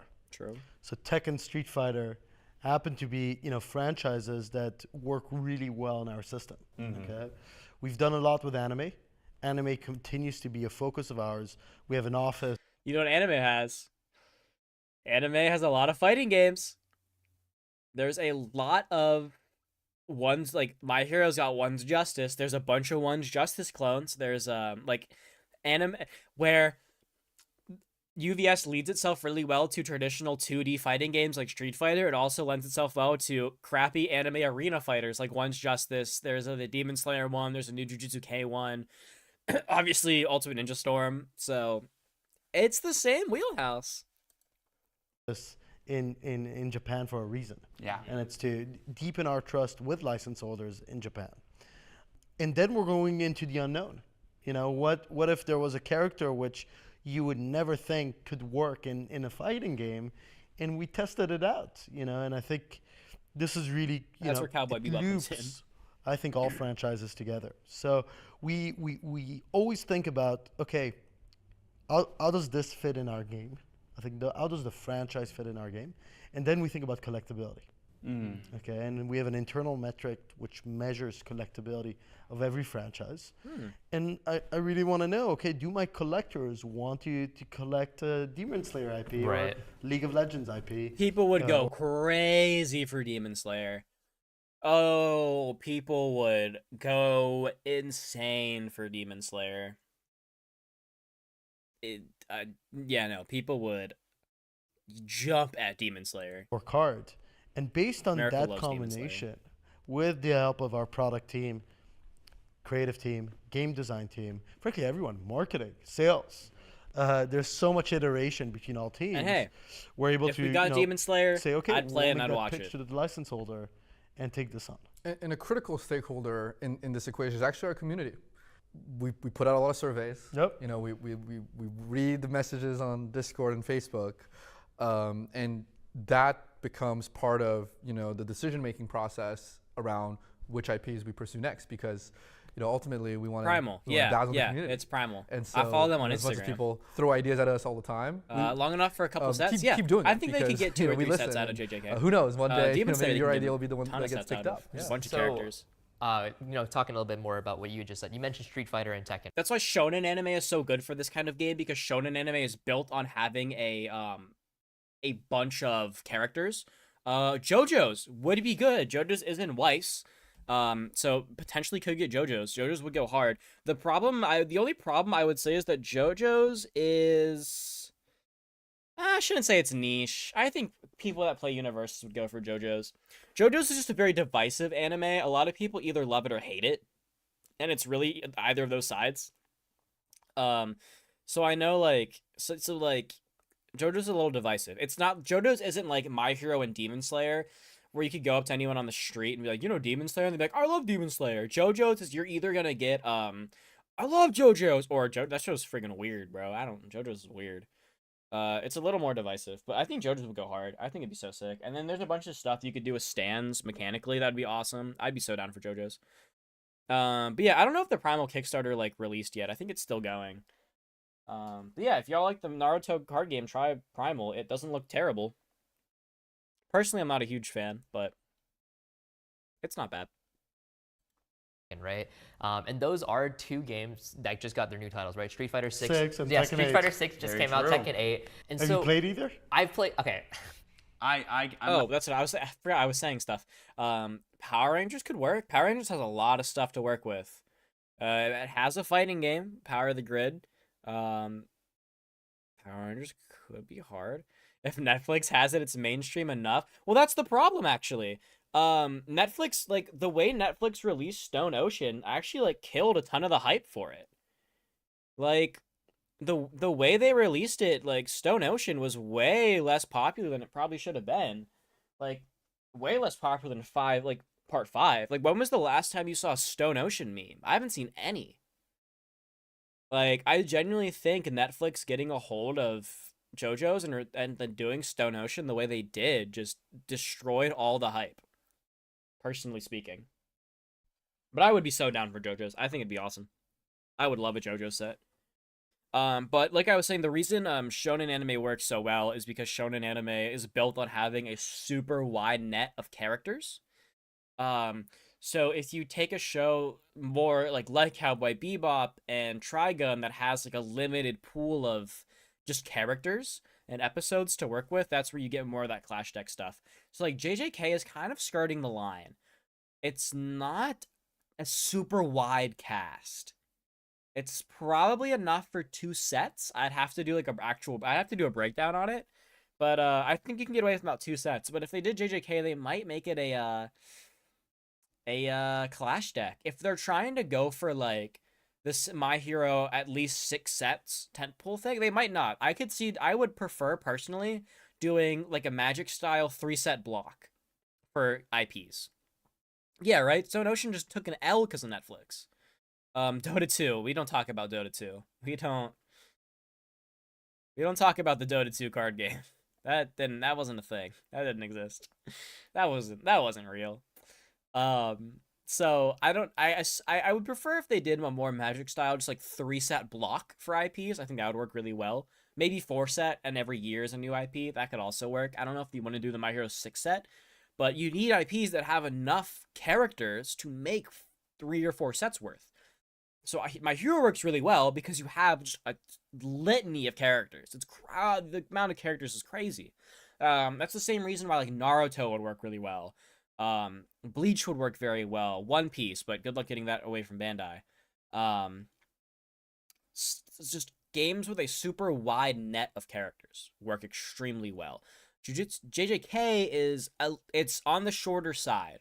I think it's enough for maybe 3 sets, but it's really skirting the line. Really skirting the line. And the fact that they can make multiple versions of the same character also helps a lot, right? I think they can make it happen. And then Demon Slayer, of course. Demon Slayer's got enough where they can make that work. Not good. I'm only good at card games. Any real games, I don't. Bro, I gotta I'm a finish this Tekken video so I can fanatic. go to locals. That hasn't come out yet, but Street Fighter 6, I got it. I don't have a controller though. My That's a girlfriend bit of a problem. My girlfriend uses it to play Stardew Valley, and Nice. she refuses to give it back to me. Nice. So But what I came back to what I wanted to ask, and so these are IPs that you've previously done, right? And so they've just received their new video game titles. As far as licensing goes, how would you guys be able to get back Street Fighter and Tekken into the new sets and whatnot? So we have great relationships both with Capcom, Street Fighter, and Bandai Namco with Tekken. In licensing, usually the creative Dynasty is Warriors? delayed. Dynasty after Warriors the is launch, super niche, but it has like a cult following. But we are in dialogue both with Bandai Namco and Capcom. And I'll say this, Universal Fighting System really is kind of born Girlfriend Flex, out of the true. FGC community, right? Even back in 2006, you look at the mechanics. Anybody who's played, deeply played, these video games on the video game side knows the mechanics almost because of just how it's designed. And so, we've sort of had this long love story, with the fighting game community, and we look forward to the day we rekindle that relationship. That's gorgeous, yeah. Do you guys have ever? I always like the more you mention like how locked in you are to the feedback loop of players of local game stores. It kind of makes me wonder like, how do you guys react when you make a decision that like upsets those people? Like, do you ever have fear that what you think is in the best interest of the company will actually like Good question. not be what they want? And when you get that feedback loop, you're like, well, we still think this is a good idea though, so I think we're gonna keep doing it. Sorry, like what do you do? This is literally the story of our lives. Right. Like I imagine That's a not super easy. good like question. Having 2025 planned out and going, maybe they'll like it. Hopefully they do. If they don't, we'll know. If you're going to be in a creative business, right? If you're going to make products that are the people feel so passionate about, right?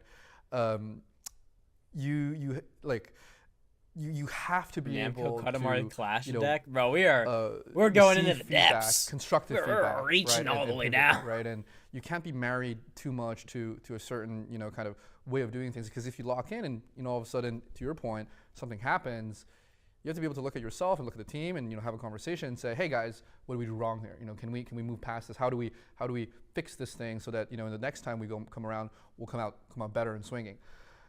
Where it gets tricky is when people disagree, and sometimes the community disagrees with itself. Sometimes it's one stakeholder like a retailer versus the distributor or versus the players. Maybe it's people within the company internally, and that's when it gets really tricky, right? Because how do you make the right decision then? And at the end of the day, I think our first standard at the company is put the player first. Yeah. Put the player first, which is we're very focused on making it right for the consumer. Okay. Because the end of the value chain will be better for the original start of the value chain. Let's say you create the ultimate product for the consumer, but your licensed art wasn't approved by the license holder. What do? You get sued. That's what happens. There's constantly, and this is just an issue we had this morning. Okay, so like there's constantly these issues where, unfortunately for the community, they see one side of it, But with us, there's so many reasons why we do these decisions. We're lucky because we've got a great team. That means that Luan and I, thankfully, don't need to make these decisions alone. Meaning, we're in a room, we've got an expert in sales, an expert in marketing, an expert in gameplay, an expert in product, and whenever we need to make a critical decision like that, we take a look at the data first, okay, and we're able to make the best decision we can with what we have. Like I don't know how this is for Alex or for you guys, but for me in my daily life, like whenever I'm uncertain about something, usually I just need to gain more confidence and do it. But I'm not making businesses or actually in charge of other people's income or lives than my own. So I'm just vastly curious where your confidence comes from. Well, look, I think it's beautiful that it comes from just having good people around you. At some point you have to believe in yourself, right? You believe in the team that you've built, believe in kind of what you're doing. And I think it's fake. It's made up word. It has to go down to a level of like a solid bedrock principle, right? Like what are the things that you can really, attach yourself to, right? And so, Paul had mentioned a bunch of these standards, right? And one of the things that for me, and I think for the company as well, it's do the right thing. It's as simple as that, right? Do the right thing, and sometimes doing the right thing means that in the short term we're gonna lose some money. There are oftentimes, we make business decisions that are, doing the right thing for the long term, for what people are going to consider the right business decisions not for the quarter, right? Perhaps, or not for this next set potentially, because we have to do something that is a little bit painful in the short run. But if that's the right thing to do, then do it. Yeah, like, and if you do that, over the course of hundreds and thousands of micro decisions, right? I think you'll have the positive karma come to you. Like, it speaks to that stuff you guys mentioned earlier about all the people who were buying into crypto and trying to get as much money as quickly as possible.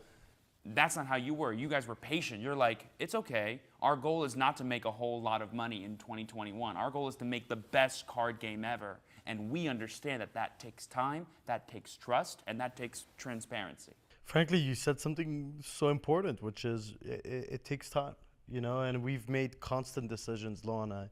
I'm sure you're thinking of a few where that Chainsaw Man's tough. were very long. Weiss did just get Chainsaw Man. There's cool. a lot of ways to maximize. Chainsaw Man, we would probably have to wait profits so we get and revenue more than 12 okay. episodes of an anime. And right? we chose to create just the Chainsaw Man ultimate would take, experience for we the need to wait a consumer. bit. And that takes a long time. And Maybe when we we're still have like far part from 1 perfect. finished, maybe then. But I think we've Or, like, part one slowly halfway started done, to build confidence maybe then, with but distributors, one's with gonna take a licensors, minute. with manufacturers, and That with would be really local cool, game though. stores, and It'd with be very this cool. community that we're here to stay. This is just the first inning. Yeah, and touching on that feedback loop a little bit, one of the things that I hear from players, that aren't necessarily UVS players, but they're interested. One of the barriers for them is artwork. Artwork to them, because a lot of it is anime screenshots, right, directly from the source material in of itself. And My Hero Set 5 has some original artwork, right? So I was wondering, going forward into the future, can we expect this art issue or just new art, original art to be introduced into this? Yeah, let me touch on a few things. It's a very important topic, obviously. Mm-hmm. First of all, we're actually huge incredibly lucky to be one of the only license holders, or licensees. I always get confused. Licensors, licensees, licenses, publishers, to actually have access and the ability to create original artwork. That's not given just willy-nilly, and it's a very, very deep process. Yeah. You Very got to go divisive from topic. line art to color to final, and there are multiple rounds of revision. And so, some cards will go 10 rounds deep, and it's week after week of feedback that we're going over that. But it's the investment, right, that pays off when you see the cards and you can go, wow, that art looks, insert whatever, cool adjective you want to put there. Ask me this question after our next set, and then after the next set after that, because I personally, we've obviously seen some of the new product. Sure. And I think when we announce, we'll release some of the new cards as well. So It's almost like, Alex, this isn't a problem anymore. you'll see.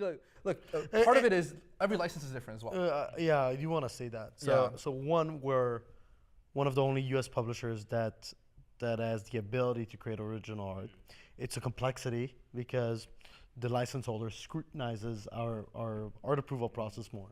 Okay, but every license holder is very different. When you talk with Aniplex, which does Demon Slayer, they will not accept any original art.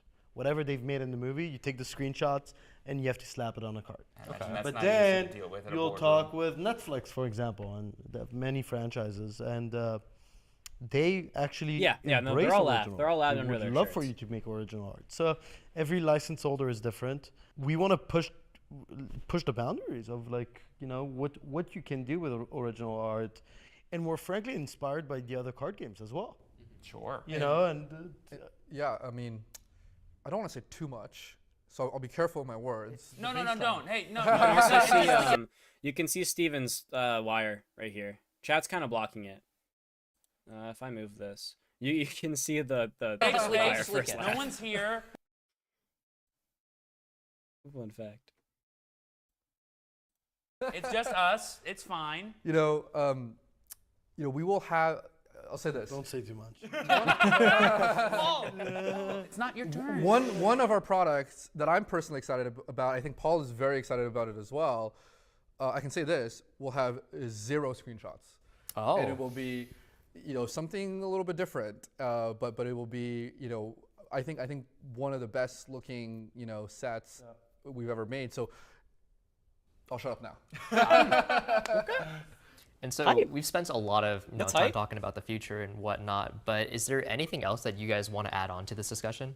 Paul and I, when we first started this thing, right, we did this because we truly felt like we wanted to provide an experience that's differentiated from, the experiences that are available to consumers, elsewhere. We want to do something different. We want to do something fresh and new and cool and, maybe exciting and big.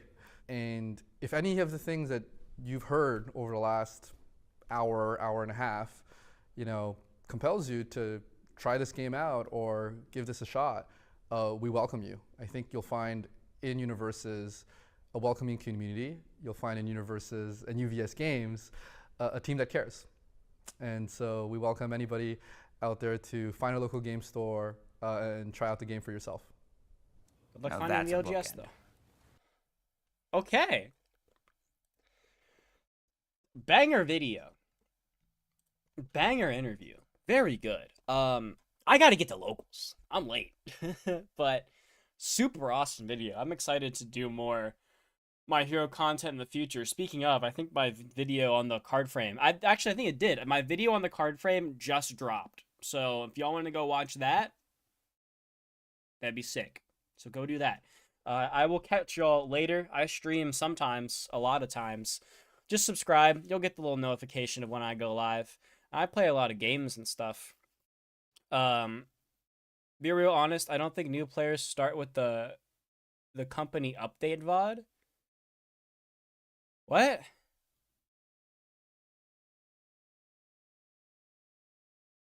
What does he mean by? What do you mean by that? I don't think it. Run. There's no tournament. We're just hanging out. I'll be fine. I don't think new players should not watch my videos. I'm the new player. I'm the guy that doesn't know what's going on. I just play a lot of other card games. No, I started making UBS content back last October. Did a little bit, and then got really hecka busy, and then came back in the summer with some other content, and then I went, hey, I should see how UVS is doing, and I'm like, this game still looks cool, so I'm gonna try it out, and I finally have like a table set up, so I can start playing in some events. Yeah. Oh, at the end of the VOD, he said, oh, I see what you're saying.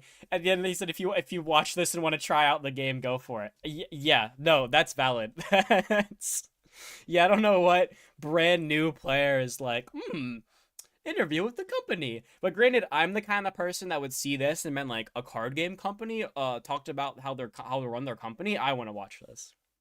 That's something I would do. But I see what you mean. Yeah, no, that is a valid point. I don't know who is randomly stumbling upon this video. But yeah, if you want to hear my thoughts on the new card frame, go watch that.